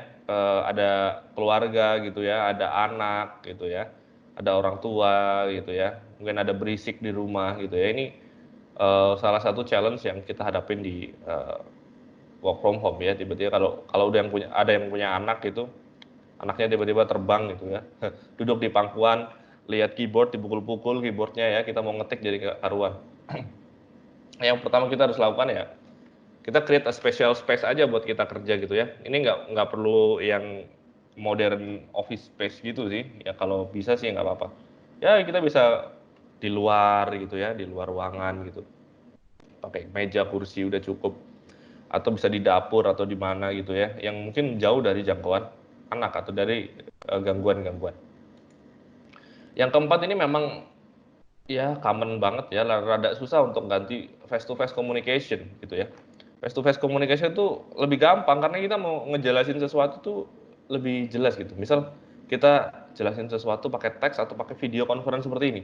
Kadang-kadang gatel gitu. Kita mau jelasin gak bisa coret-coret ya kan. Karena kalau ada whiteboard sebelahnya, ada kertas sebelahnya, kita bisa coret ini loh kayak gini, ini artinya seperti ini, kita bisa visualisasikan. Nah, ini biasanya gimana sih untuk nge-counter ini? Biasanya ya kita nyalain aja webcamnya gitu kan. Jadi untuk teman-teman yang kuliah gitu ya, Pak dosen, Bu dosen ini nanti kalau ada kuliah umum terus pakai Zoom atau pakai Teams ya, anak-anaknya webcamnya dinyalain. Jangan-jangan tidur lagi. Ya terus ini juga working remotely jadi rada susah untuk nge-ensure orang lain itu bisa dapat informasi seperti apa yang kita pikirkan. Ini challenge-nya seperti itu. Lalu apa yang bisa kita lakukan gitu ya? Yang bisa kita lakukan itu apa dengan kondisi sekarang? Sebenarnya orang-orang IT itu harusnya bisa melakukan banyak hal. Yang pertama, yang jelas orang IT bisa melakukan inovasi melalui teknologi. Yang pertama ini donation platform dan accurate distribution. Nomor satu ini no jokes, bukan bercanda, beneran. Yang kita bisa lakukan bikin donation platform dan accurate distribution platform, ya. Jadi kita udah tahu ya ada Kita Bisa gitu ya, orang yang donasi gitu, ada Basnas, ada apa dan lain-lain yang bisa nampung donasi. Dan ini penting, ya karena kita bayangin Indonesia itu nggak bisa ngelakuin lockdown karena Pak Presiden aja kemarin udah bilang nggak mungkin kita ngelakuin lockdown, kita nggak punya duit, ya kan? Nah berarti salah satu hal yang paling kita bisa bantu untuk negara ini, untuk masyarakat adalah donasi, gotong royong. Nah maka adanya donation platform ini udah bagus banget. Nah misal kayak kitabisa.com begini udah bagus banget. Terus dan yang perlu dicermati adalah akurat distributionnya gimana, ya kan? Jangan sampai distribusinya udah donasinya bagus, banyak distribusinya sembarangan, ya kan? Seperti contohnya kemarin ada berita di Bogor bahwa udah ada bantuan sosial tapi data yang dipakai data 11 tahun yang lalu. Kemungkinan orangnya sudah remaja, yang remaja udah kerja gitu-gitu dan yang lain. Mungkin yang remaja udah kaya sekarang, jadi nggak perlu donasi lagi. Banyak. Nah itu akurat distribution itu di situ. Saya rasa ini yang belum punya ya akurat distribution itu di Indonesia. Ya mungkin kita bisa rely on swasta dulu, misalnya kayak misal di Kita Bisa, kalian bisa buka aplikasi Dana gitu ya, bisa galang dana, bisa menyumbang juga di Kita Bisa. Dan jadi ini nih habit ya sebenarnya, menyumbang itu kan secara apa ya, agama juga bagus kan. Yang kedua adalah cheap and safe medical support. Medical support tuh misal kayak ventilator ya, orang-orang yang kena coronavirus ini susah bernafas dan perlu alat. Salah satunya adalah ventilator. Di luar negeri sana udah banyak ventilator yang dikembangin pakai 3D printer, karena kalau kita bayangin ventilator tuh kita cuma memumpahkan udara ya. Bayangin kita punya balon kayak gini ya, kita pencet balonnya, udaranya keluar dari samping sini terus dialirin langsung ke paru-paru. Itu safe, itu cheap, sorry. Itu cheap, mudah dipakai, mudah dibikin pakai 3D printer gitu, gampang. Tapi nggak safe, karena dia nggak ngerti gitu loh. Nafas itu kan butuh kehendak tubuh gitu ya. Kalau kita harusnya narik nafas, ngeluarin nafas, tapi ventilatornya ngirim udara, itu tadi nanti akan bikin paru-paru kita cedera, gitu ya. Dan ini yang perlu dikembangin sebenarnya. Chipnya udah, save-nya belum. Nah, save-nya sebenarnya udah ada jurnalnya. Salah satu mahasiswa di US 3 atau 2 tahun yang lalu udah pernah bikin desain untuk ventilator secara murah dengan 3D printer dan include safety-nya gitu ya, secara kedokterannya seperti apa. Yang ketiga adalah advanced virus detection. Virus detection ini nggak mungkin kita bisa pakai kamera gitu. Nah, virus detection ini biasanya untuk ngetes hasil rongsen, karena di China seperti ini misal mereka udah bisa tahu nih, oh kalau hasil rongsennya kayak gini nih menurut machine learning, ada AI-nya gitu ya. Oh kalau kayak gini nih paru-parunya, oh berarti ini kena corona nih. Ya 90% kena corona nih gitu. Ya udah, corona gitu ya. Ini virus detection. Yang keempat adalah advanced surveillance system. Ini kayak gini nih gambarnya nih ya. Orang pakai CCTV ini untuk misalnya social distancing. Yang hijau artinya bagus, jaraknya bagus. Nih yang merah deket-deketan. Dan yang kelima adalah comprehensive learning platform. Ini yang kita belum punya sekarang, teman-teman. Dan learning platform ini kebanyakan dalam bahasa Inggris, jadi teman-teman juga kalau yang mau studi tentang engineering, pelajarin betul itu bahasa Inggrisnya, karena jarang tutorial dalam bahasa Indonesia. Terutama orang-orang seneng tutorial itu dalam YouTube gitu ya. Kebanyakan di YouTube orang India gitu pakai bahasa Indonesia, pakai bahasa Inggris terutama gitu ya. Kalau teman-teman kerja di Dana mungkin udah biasa gitu ya pakai bahasa Inggris, karena 50% kegiatan kita pakai bahasa Inggris. Kita ya udah bisa dengerin orang ngomong gitu ya pakai tanpa subtitle. Dan ini penting. Jadi yang balik lagi ke comprehensive learning platform ini, jadi ini yang perlu bisa kita sumbangin, karena orang banyak nganggur nih. Orang banyak nganggur, orang banyak di rumah, ya kesempatan untuk belajar. Ya kan? Orang kesempatan banyak untuk belajar, tapi nggak ada yang mau dipelajarin apa gitu. Learning platformnya nggak ada. Mungkin kita bisa tahu ada ruang guru. Saya juga belum pernah masuk ruang guru sih, gimana caranya. Cuma mungkin berbayar di sana. Gimana cara yang gratis gitu ya. Mungkin susah untuk nyari yang gratis. Wikipedia gitu. Wikipedia aja nyari donasi gitu kan. Nah, ini yang bisa orang IT lakukan. Apa yang bisa kita lakukan? Tapi kalau sebenarnya ada banyak hal yang bisa kita lakukan sih, yang nggak cuma 5 ini 5 top innovation yang seharusnya ada gitu. Tapi apa sih yang actually teman-teman bisa lakukan? Untuk teman-teman, ini teman-teman kebetulan mahasiswa ya. Apa yang bisa teman-teman mahasiswa lakukan? Yang pertama adalah belajar. Yang pertama dan utama adalah belajar. Udah mau ngapain lagi? Ya kan? Kita mau bikin machine learning belum ada ilmunya, belum belajar gitu kan? Kita mau bikin surveillance system belum belajar, harus belajar dulu. Dan lagi itu banyak butuh duit gitu ya. Sekarang perusahaan-perusahaan lagi kekurangan duit gitu kan. Oke. Yang pertama harus belajar. Tahapnya gimana? Tahapnya choose your roles ya. Pilih dulu kita mau pakai roles yang mana. Tadi ada 9 tuh. Kita bisa pilih salah satu, bisa pilih 2, bisa pilih 3 gitu ya. Pilihlah salah satunya. Oke, terus pelajarin basicnya. Basicnya apa ya? Tadi OOP ya, pelajarin OOP gitu ya. Basicnya statistik. Terus bikin project pertama. Bikin project pertama ini nggak usah yang sophisticated ya, nggak usah yang canggih-canggih gitu ya. Ya udah bikin kalkulator dulu ya, bayangin bikin kalkulator dulu. Dipakai sama orang enggak, tapi itu penting untuk studi basic. Jangan sampai orang udah milih role, oke, saya udah milih jadi data engineer ya. Oke, saya harus bikin machine learning. Gimana bikin machine learning caranya gitu ya?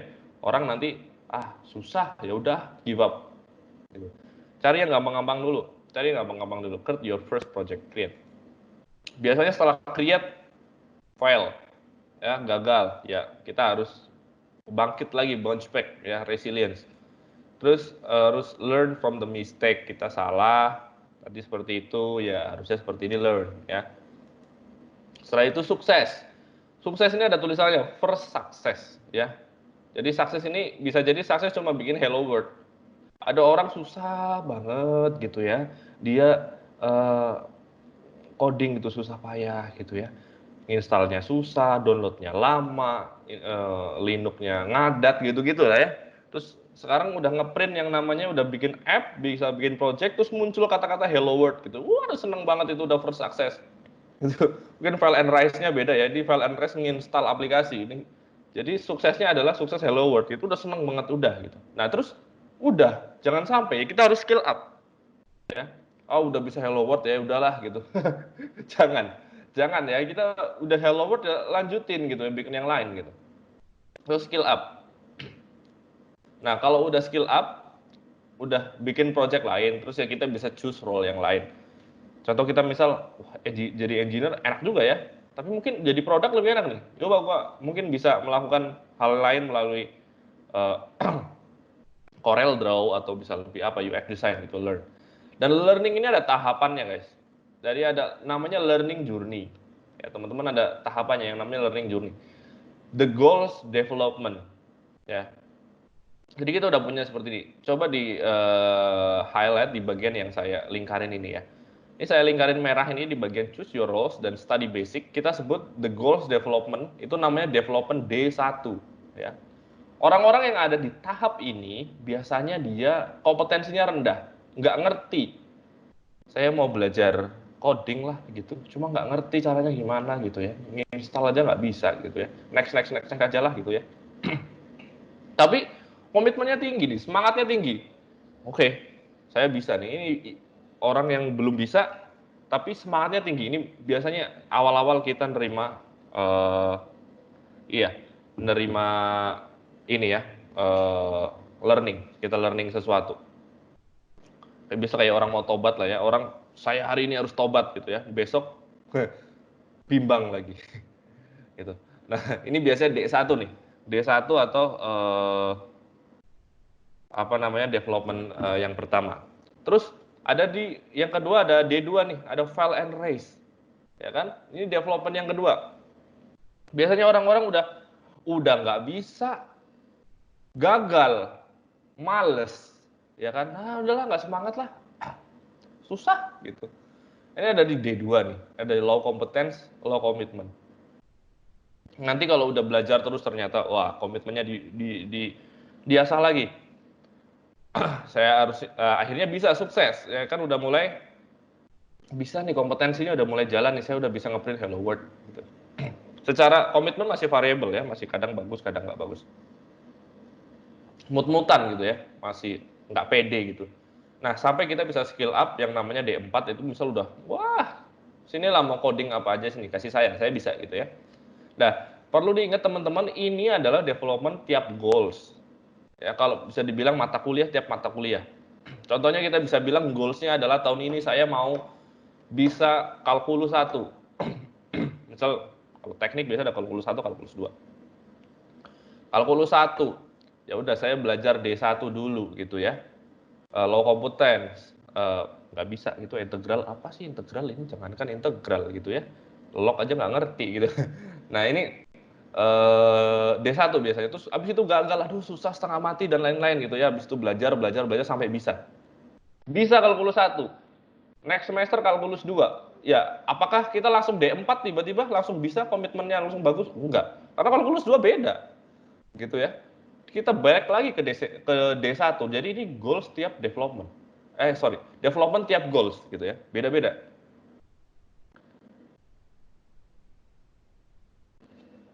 Sebentar.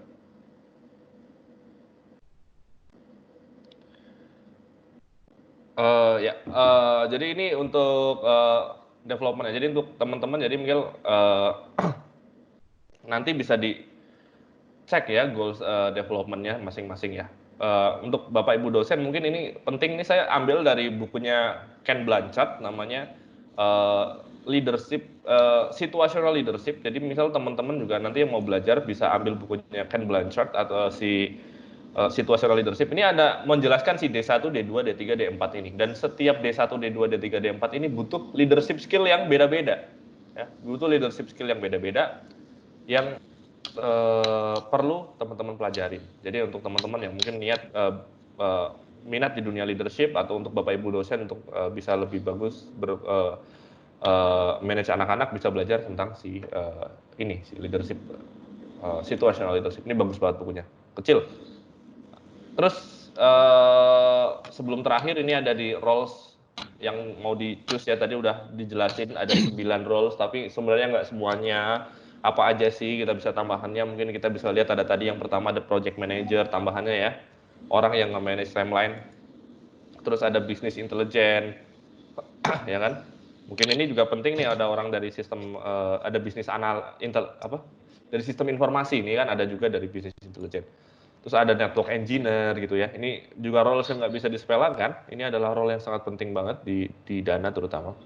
Terus ada DevOps. Nah, ini juga lagi naik daun nih, DevOps atau SRE atau namanya System Reliability Engineer. Orang yang melakukan deployment, orang yang ngelola cloud computing, jaringan, software, dan lain-lain. Terus ada database admin. Ini juga roles yang sangat bersinar. Mahal guys, ini role yang mahal dan ini biasanya butuh bertahun-tahun untuk bisa jadi database administrator. Oke, terus mungkin nggak minat tadi seperti saya bilang, pengennya jadi video editor ya. Marketing juga butuh editor gitu ya. Kita juga butuh editor dan UX juga butuh video editor. Itu untuk misal ada apa ya namanya ya, pembelajaran gitu, education video. Terus ada juga yang namanya technical support. Ya, ini life savernya engineer. Kalau udah selesai sampai live production, kita kasih serah terima ke technical support. Dia yang akan bantu kita ngurusin masalah di production. Jadi ini roles yang bisa kalian teman-teman pilih dan bagaimana kondisi sekarang engineering menghadapi coronavirus, terus apa yang bisa kalian coba terapkan, dan ya hopefully kita bisa ketemu langsung nanti beberapa bulan atau beberapa tahun lagi dan kalian udah bisa jadi engineer, udah memutuskan mau jadi apa gitu ya. So itu dari saya. Together we can fight the coronavirus. Tetap jaga jarak sesuai dengan anjuran pemerintah. Ya, terima kasih semuanya. Terima kasih Pak Untuk selanjutnya itu tanya jawab. Bagi teman-teman yang mungkin ada pertanyaan yang mau disampaikan kepada Pak khususnya untuk mahasiswa, silakan. Atau mungkin bisa lewat chat juga, gitu.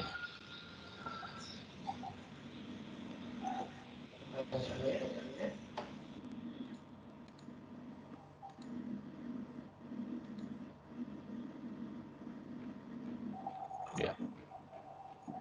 Ya, ada yang mau tanya nggak?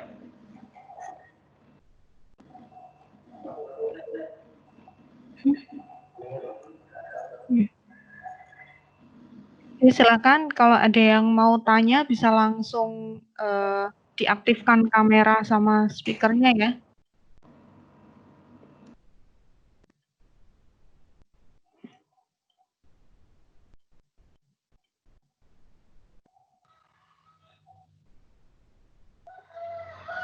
Oh, ini ada. Ini ada sepi.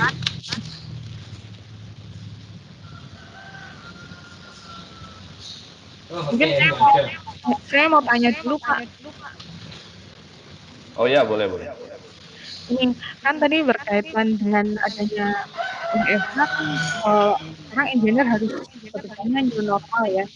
Pun mungkin sekitar 50% sebelum ada WFH pun engineer itu orang IT sudah sering menggunakan tool seperti online meeting. Tapi kenyataannya online meeting ketika kita benar-benar berada di kantor dengan online meeting mungkin beda kalau misalnya yang engineering yang live di kantor sama engineering yang freelance di rumah. Nah, ini mungkin hampir mirip kondisi-kondisi mahasiswa yang sekarang ini Pak Wisnu. Jadi kira-kira gimana ya mahasiswa ini sekarang menghadapi misalnya kadang kan pemaparan materi itu kalau dulu kita kan istilahnya memberi materi itu banyak, nah mereka cuma mendengarkan. Nah sekarang kan perlu sebenarnya tindak balik dari mahasiswa itu sendiri yang perlu interest-nya. Nah kira-kira nggak sih tips-tips buat mahasiswa biar mereka itu tahu mau belajar yang istilahnya skill apa sih yang mereka harus coba senangi terlebih dahulu gitu kan. Kadang ada yang memang senangnya desain tapi nggak seneng coding gitu. Padahal tapi kan atau kuliah coding kalau engineering itu sekarang harus wajib, apalagi sekarang di semester 1 itu udah wajib semua coding gitu loh. Ada nggak sih dulu mungkin Pak Wisnu awal-awal sebagai engineering ada nggak tips biar bisa mulai belajar coding di saat-saat bebas seperti ini? Oke. Ini rada susah ya. Cara belajar coding di saat-saat seperti ini. Yang paling utama adalah niatnya dulu. Perlu tadi makanya ada development cycle ya, kalau kita saya coba tampilin lagi. Tampilin lagi di sini ada development cycle ya. Yang pertama adalah penting banget adalah komitmen teman-teman. Kalau memang mau belajar ya harus belajar apapun kondisinya gitu ya. Apapun kondisinya, mau itu ada yang ngajarin, nggak ada yang ngajarin, ya harus komitmennya tinggi. Itu adalah satu-satunya hal yang bisa menyelamatkan kalian dari masalah ini. Nah, terus untuk live coding gimana caranya? Nah, coding ini biasanya harus saling menguatkan gitu ya. Misal ada orang yang bisa coding gitu ya, terus temennya nggak bisa coding. Nah, biasanya orang yang bisa coding ini ngejelasinnya susah juga ke orang yang nggak bisa coding, gitu kan? Biasanya akan hands on. Nah, kalau hands on itu kan biasanya dia harus, saya harus ke tempat dia, terus ambil laptopnya, habis itu dia harus coding gitu kan, nerusin codingannya. Nah, sebenarnya kita bisa melakukan yang namanya live code editor.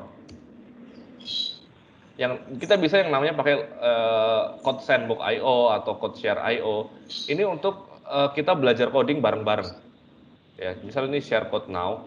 Jadi nanti kalau ada yang saya tinggal copy ini linknya, terus saya taruh di chat misal ya. Nanti kalau saya coding itu bisa kelihatan. Kayak misal saya pengen coding Java gitu ya. Java Sandbox.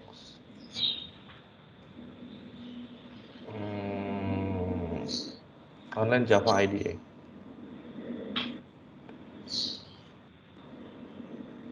Nah, seperti ini nih, misalnya ya. Nah, ini saya bisa coding bareng-bareng, ya.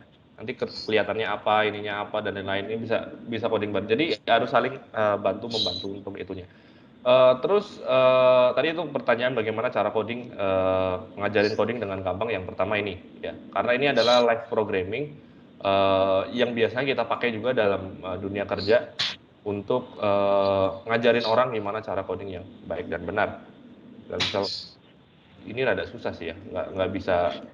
Kadang kan saya nggak hafal sintaknya, saya cuma hafal shortcutnya gitu. Rada susah memang, biasanya harus kopas gitu dari IntelliJ.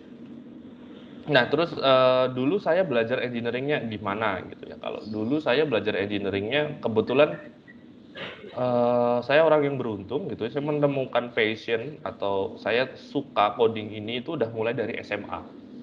Jadi SMA kelas 2 itu saya udah mulai coding Visual Basic gitu ya. Saya udah mulai beberapa bikin aplikasi pertama saya. Dulu aplikasi pertama saya adalah ngumpetin foto mantan gitu ya, pakai Visual Basic, jadi di encrypt gitu ya. Jadi kalau komputer saya dipinjam sama orang itu nggak bisa lihat ada foto-foto mantan saya gitu. Kadang-kadang begitu. Nah, itu dari SMA kelas 2 itu. Jadi teman-teman sebenarnya kalau mau benar-benar passionnya di engineering, apalagi kalau teman-teman udah masuk di Fasilkom ya, ada di teknik informatika atau udah ada di sistem informatika, ya mau nggak mau itu memang harus ke situ gitu arahnya gitu. Jadi harus diyakinkan dulu mana passionnya nih. Kalau memang benar-benar suka, ya oprek sendiri gitu, oprek sendiri, belajar sendiri. Karena di dunia kerja pun kita menilai seseorang itu bukan dari skillnya. Nah, sekarang kalau kita mau terima engineer dari fresh graduates lah contohnya. Apa fresh graduate sebenarnya udah bisa langsung kerja? Enggak dong. Dia punya potensi sebenarnya. Dia tahu OOP, dia tahu sistem analysis design. Dia pernah kerja nggak? Nggak pernah. Ya kan? Pernah dinilai nggak sama orang? Codingannya bagus apa nggak? Bisa dipakai sama orang nggak? Belum tahu. Belum pernah gitu kan. Kita cuma percaya potensi. Dan yang kita nilai adalah usahanya gitu. Oh, dia berusaha dengan baik gitu. Kalau nggak bisa ya, misal dia udah berusaha dengan baik, kalau nggak bisa orang lain pasti bantu. Seperti itu. Jadi Yang paling penting ya itu tadi yang saya omongin ya di depan adalah komitmennya, komitmen teman-teman, usaha dari teman-teman untuk belajar. Soalnya seriously kalau di Dana ketika seseorang udah berhenti, komitmennya turun ya, misal low komitmen ya, ada orang yang low komitmen, itu akan dipepet terus sama leadernya pasti sampai komitmen dia naik lagi, high lagi. Kalau komitmen dia udah high lagi, dia udah bisa coding, misalnya udah bisa belajar lagi dengan gampang. Kalau orang udah komitmennya rendah, pasti akan susah belajar. Dan ini adalah pentingnya pentingnya seorang leader di sini untuk tahu kondisi dari anak buahnya itu di kondisi yang mana nih? Dia lagi D1, D2 apa D3? Dia lagi low commitment atau high commitment atau lagi variable commitment. Nah, di situ yang penting kita bisa punya leadership skill. Ya, tadi bukunya namanya Ken Blanchard. Ya, ini punyanya dia, Situational Leadership. Jadi ini buku ini bagus banget. Itu sih, Mbak, mungkin kalau dari saya ya.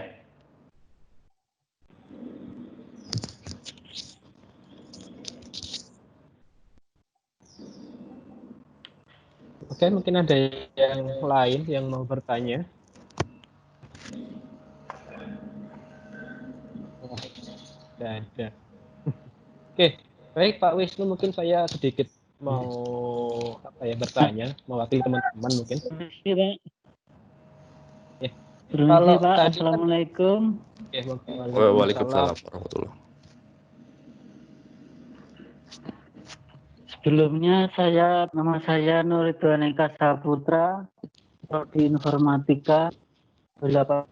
Saya yang mau tanya masalah tentang passion. Kan saya passionnya di bidang multimedia seperti video, tetapi bagaimana caranya saya ketika kuliah yang dituntut untuk coding dan kemarin belum terlalu paham, jadi agar saya bisa melalui proses ini dengan dan besok cita-cita berhasil. Oke, menarik. Mohon maaf. Menarik. Sebenarnya bukan hal yang langka ya. Ini hal yang sangat wajar sebenarnya. Seperti contoh banget lah. Saya dulu itu mungkin ada yang bisa nebak nggak? Saya dulu lulusan mana? Saya lulusan UNES ya. UNES itu kan pendidikan ya. Saya itu sebenarnya guru gitu loh. SPD saya ijazah saya. Tapi saya jadi profesional coder gitu ya, jadi programmer gitu. Nah, nggak ada guru-gurunya sama sekali. Itu saya dulu disuruh milih mau jadi guru atau jadi profesional. Jadi profesional yang ini aja lah gitu, yang coding maksudnya. Guru juga profesional. Mau jadi guru atau mau jadi programmer? Saya mau jadi programmer aja. Kenapa? Karena kayaknya kalau saya coding saya bisa lebih senang gitu. Tapi ada juga teman-teman yang enggak suka gitu loh. Oh, saya pengennya multimedia dan lain-lain. Makanya banyak orang yang terjebak di dunia informatika itu nggak tahu gitu loh. Jadi contoh gini, paling gampang adalah karena biasanya orang-orang yang lulusannya SMA itu yang lebih banyak terjerumus di dalam IT. Kenapa? Karena di SMA itu berpikir bahwa ya coding paling kerjaannya cuma Microsoft Word, Excel, terus apa sih Corel Draw gitu ya. Adobe Photoshop gitu-gitu. Udah kayak gitu. Karena di SMA kayak gitu. Begitu ya udahlah saya mau masuk informatika aja karena gampang kayaknya gitu. Begitu udah masuk teknik informatika, oh ternyata ada kalkulus 1, kalkulus 2, fisika, kimia gitu. Apa ini gitu ya. Nah, sebenarnya sah-sah aja kita melakukan kita masuk ke informatika tapi nggak bisa coding gitu ya. Karena ya nggak semua orang harus coding gitu ya. Kalau semuanya coding, lah siapa yang bikin YouTube gitu? Nggak ada gitu. Nah, apa namanya? Ini saya mau cerita real ya. Ini adalah perusahaan kedua saya. Dulu saya ada di salah satu perusahaan Jogja juga, namanya Aino Indonesia. Saya sekarang ada di perusahaan yang namanya Dana Indonesia, ini perusahaan kedua. Terus sebelumnya saya ada di Ice House juga, satu software house punya Silicon Valley. Apa namanya? saya daftar ke 3 perusahaan ini nggak pakai ijazah sama sekali. Jadi saya memang udah lulus, tapi saya nggak membuktikan ijazah sama sekali. Ijazah saya nggak kepake sama sekali. Bener-bener cuma ditaruh di atas lemari, ya udah gitu. Karena orang IT, ya itu pembuktiannya bukan ijazah, tapi karya. Kamu bisa apa? Contoh gini, orang daftar IT engineering. Apa yang dites? Apakah ijazahnya? Enggak. Yang dites adalah codingnya. Dia akan disuruh coding dulu. Bener apa enggak dia bisa coding? Oh, dia basicnya bisa coding. OOP jalan lancar. Ya udah. Basic coding udah bisa, lancar. OOP udah bisa, secara desain sistem dia udah bagus. Oke, kita coba hire gitu. Ketika nanti begitu kerja ternyata dia nggak bisa, ya tugas kita sebagai company untuk ngasih tahu itu. Nah, multimedia pun sama. Kalau saran saya, tetap lakukan apa yang ada di kampus, ya. Misal harus coding lakukanlah. Kita nggak bisa tahu, misal passion masnya sekarang di media ya, sekarang, ya kan? 2 tahun lagi, besok, minggu depan, ya udah ganti. Oh ternyata coding lebih enak nih, ya. Saya masuk gitu lebih coding. Lakukan aja, do your best gitu. Karena setiap roles-nya itu punya development cycle. Tapi jangan sampai patah semangat. Oh ya udah saya nggak bisa, ya udah. Jangan fix mindset. Jangan, oh saya taunya multimedia. Kalau saya coding ya saya nggak bisa. Saya nggak bisa coding ya bukan selamanya nggak bisa coding. Nggak. Jangan fix mindset karena kita harus growth mindset ya. Itu penting banget. Jangan sampai passion saya nih multimedia nih. Saya nggak bisa coding, ya udah nggak mau belajar, jangan, harus tetap belajar. Nah, sementara itu kalau memang benar-benar passionnya multimedia, bikin karya. Sekarang udah gampang banget lah bikin karya kan, punya laptop, ya kan, punya editor, ya editornya apa sekarang, Adobe Premiere apa dan lain-lain. Ya mungkin cari yang gratisan lah ya, yang bisa untuk ngedit video Blender atau apa, Blender bisa nggak ya? Saya nggak tahu untuk Linux. Yang gratisan, bikin karya, upload karyanya. Jangan upload karya yang benar-benar misal multimedia, oh saya upload karya di Instagram, foto, ya boleh sih, cuma untuk CV itu nggak bagus gitu loh ya. Teman-teman misal multimedia saya pengen bikin video, ya udah video yang bagus, terus bikin graphical design gitu, ya udah bikin graphical design yang bagus, bikin apa sih ya paling gampang kayak gini nih. Ini namanya apa? Illustration kayak gini nih. Ini penting juga, ini bagus juga. Itu suatu karya. Nah, ini adalah hal-hal yang bisa kalian tampilkan nanti ketika mau nyari kerja. Oh, karya saya udah pernah bikin ini loh. Ini contohnya nih, kalau mau lihat nih hasil-hasil video saya, editing video saya ini ada di YouTube nih. Lihat yang ini aja nih. Ini bikinan saya nih gitu. Jadi orang tahu, oh dia bisa bikin ini. Itu aja sih. Dan orang IT juga sama, kalau bisa dia punya karya gitu ya. Misal paling gampang sekarang adalah bikin karya coding sendiri. Terus gimana kalau multimedia bro punya YouTube, kalau coding punya apa? Coding punya namanya GitHub. Nah, GitHub ini adalah software repository untuk teman-teman bisa saling berbagi codingan kalian sendiri masing-masing. Jadi bisa bikin akun di sini, terus codingannya diupload ke sini. Nanti bisa dipamerin ke orang-orang. Oh ini saya codingan saya ini, bisa berbagi lah gitu intinya gitu. Itu sih Mas, moga-moga menjawab pertanyaannya ya. Iya. Oke, makasih ya Mas. Ya. Oke, baik, terima kasih Mas Nurtuan. Nah, untuk selanjutnya tadi yang mau tanya lewat chat ada Mas Reza Febriansyah. Mungkin bisa langsung di-on-kan mic sama kameranya. Mas Reza. Iya Pak, saya mau bertanya. Oh ya, silakan. Tapi nggak mau nyalain kamera ya Pak. Kenapa? Nggak apa ya Pak? Iya nggak apa, silakan. Iya, nama saya Reza Febriansyah. Saya mau bertanya, gini Pak, untuk yang udah tahu arah belajarnya atau pengen terjunnya kemana, misal ambil contoh ke yang udah mau belajarnya ke bidang web development. Nah, biasanya dilemanya itu bingung di ininya Pak. Jadi ada yang bilang katanya belajar PHP udah ketinggalan zaman. Sekarang udah mulai mainnya main JS semua yang React atau Node gitu. Terus juga kalaupun emang dia udah misal udah masuknya ke framework, itu pun masih di gimana ya, kayak masih dibanding-bandingin juga, kalau CI kayaknya lebih nggak terlalu ini, mendingan Laravel. Nah itu jadi kadang dilemanya itu kayak gitu. Pertanyaan saya, ada nggak sih Pak kayak saran atau gimana arah belajarnya yang kalau seandainya udah tahu nih bagiannya ke sini, ataukah ngedengerin yang itu ataukah ada jalan lain atau seperti apa Pak? Terima kasih.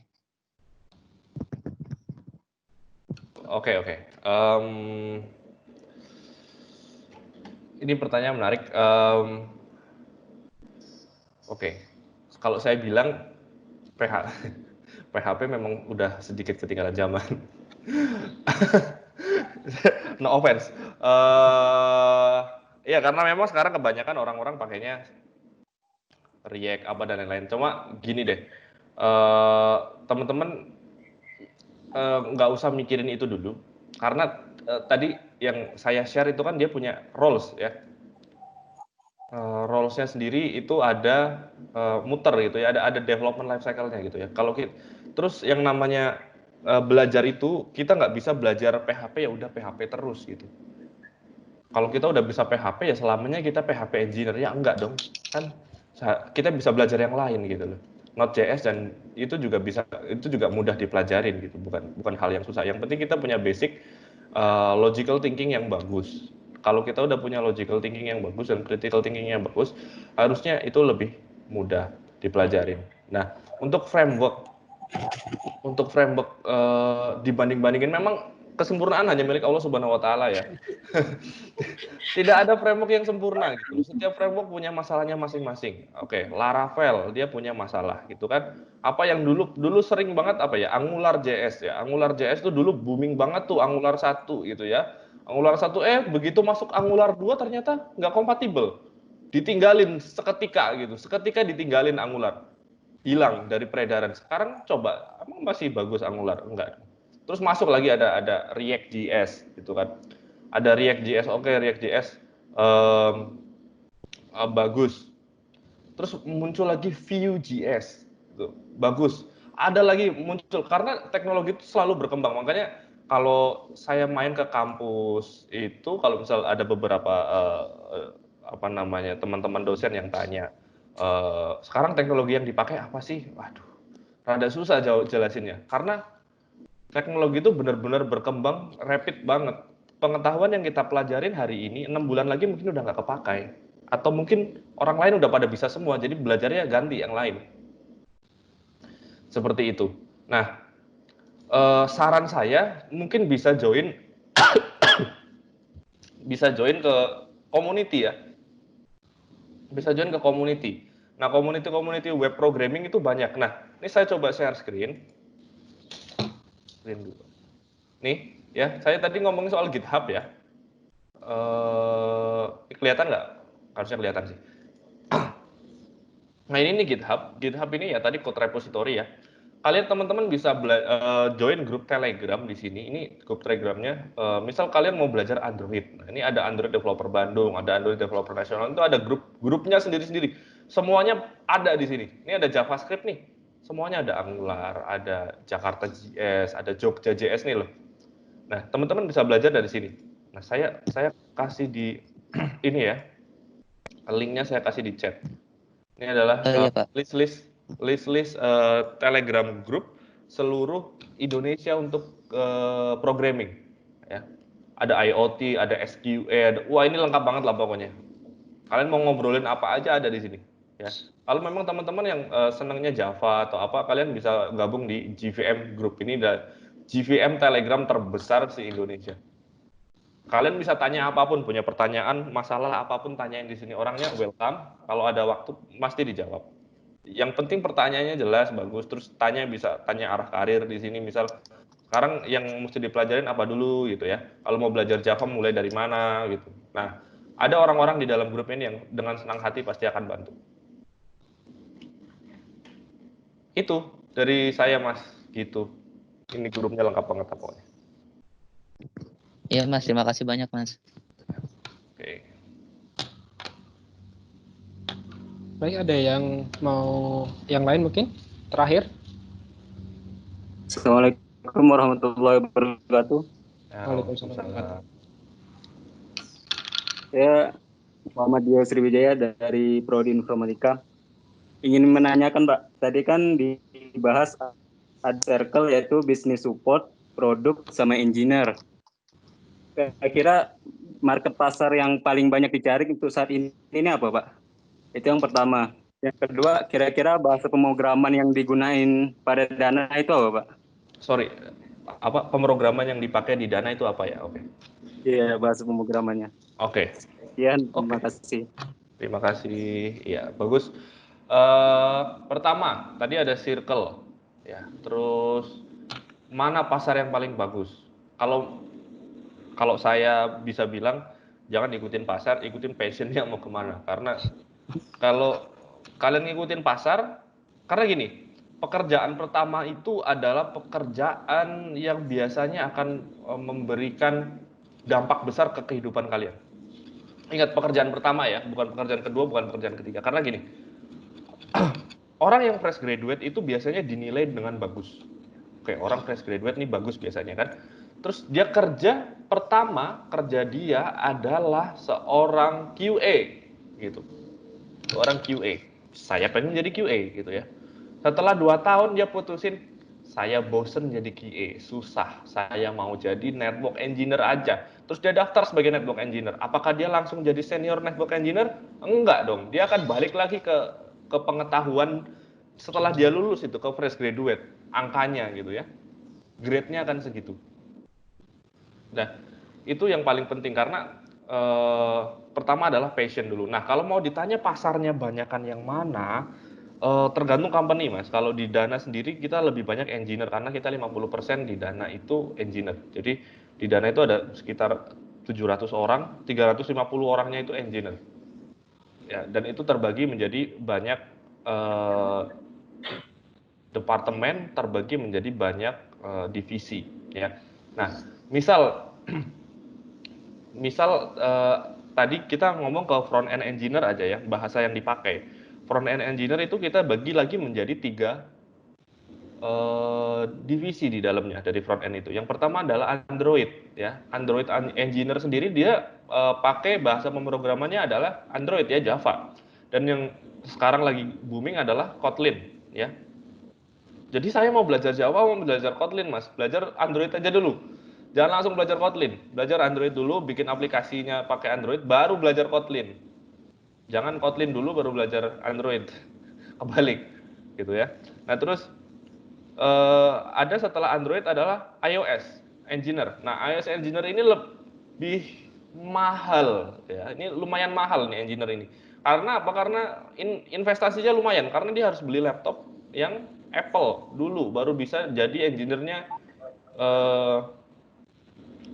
Apple ya, engineer-nya si iOS ini. Karena rata-rata sekarang pakai 2 bahasa, yaitu Objective-C dan Swift 1, Swift 2 ya. Jadi 3 bahasa ini, Objective-C, Swift 1, Swift 2. Tadi yang pertama adalah Android sama Kotlin. Android sama Kotlin. Terus yang ketiga, divisi yang ketiga dalam front end adalah ada web. Web ini ada JavaScript ya, JavaScript-nya pakai React, terus ada pakai Vue.js ya. Oke. Ini yang front end. Yang back end-nya pakai Java, pakai Golang, sama pakai Python. Dah, 3 itu. Python, Golang, Java. Penggunaannya masing-masing. Kalau Java biasanya lebih ke back end-nya, Python itu ke scripting-nya. Scripting itu kayak misal ya script aja gitu, biasa script yang kita jalanin pakai di OS. Terus Golang itu udah migrate ya, beberapa dari Java mungkin migrate ke Golang. Kalau Golang lebih enteng gitu katanya, lebih gampang. Tapi nyari orangnya susah juga untuk Golang. Nah itu untuk yang 2 aja tuh, engineering yang front end sama back end. Masih ada lagi misal network ada SRE, itu semuanya ya pengetahuan dasarnya adalah Bash, BASH, Bash, Linux Bash ya. Semuanya coding ganti-ganti, JS ganti-ganti ya. JS banyak banget tipenya, ada Angular, ada React, ada Vue. ada apa lagi? Ada Node.js, banyak banget. Tapi satu yang nggak ganti adalah Bash. Kalau kalian bisa pakai Bash, ya, tahu Bash itu nilai lebih, ya. Apapun teman-teman bisa pakai itu. Itu untuk bahasa pemrograman yang dipakai. Sebenarnya ada banyak sih, mungkin karena waktunya nggak ada nih, udah mepet. Itu aja Mas, mungkin. Semoga menjawab ya. Oke. Baik, terima kasih Pak Wisnu atas segala pemaparannya. Mungkin nanti di lain kesempatan kita masih bisa saling diskusi lagi. Oke, tentu Pak. Oke. Oke. Ya. Ya, saya akhiri ya. Terima kasih teman-teman semua atas partisipasinya. Saya senang banget dan merasa terhormat bisa diundang di acara ini. Terima kasih. Semoga sehat selalu, lancar puasanya dan dimudahkan segala sesuatunya ya. Selamat siang. Ya, wassalamualaikum warahmatullahi wabarakatuh. Waalaikumsalam warahmatullahi wabarakatuh. Baik, sekian. Oke, baik, sekian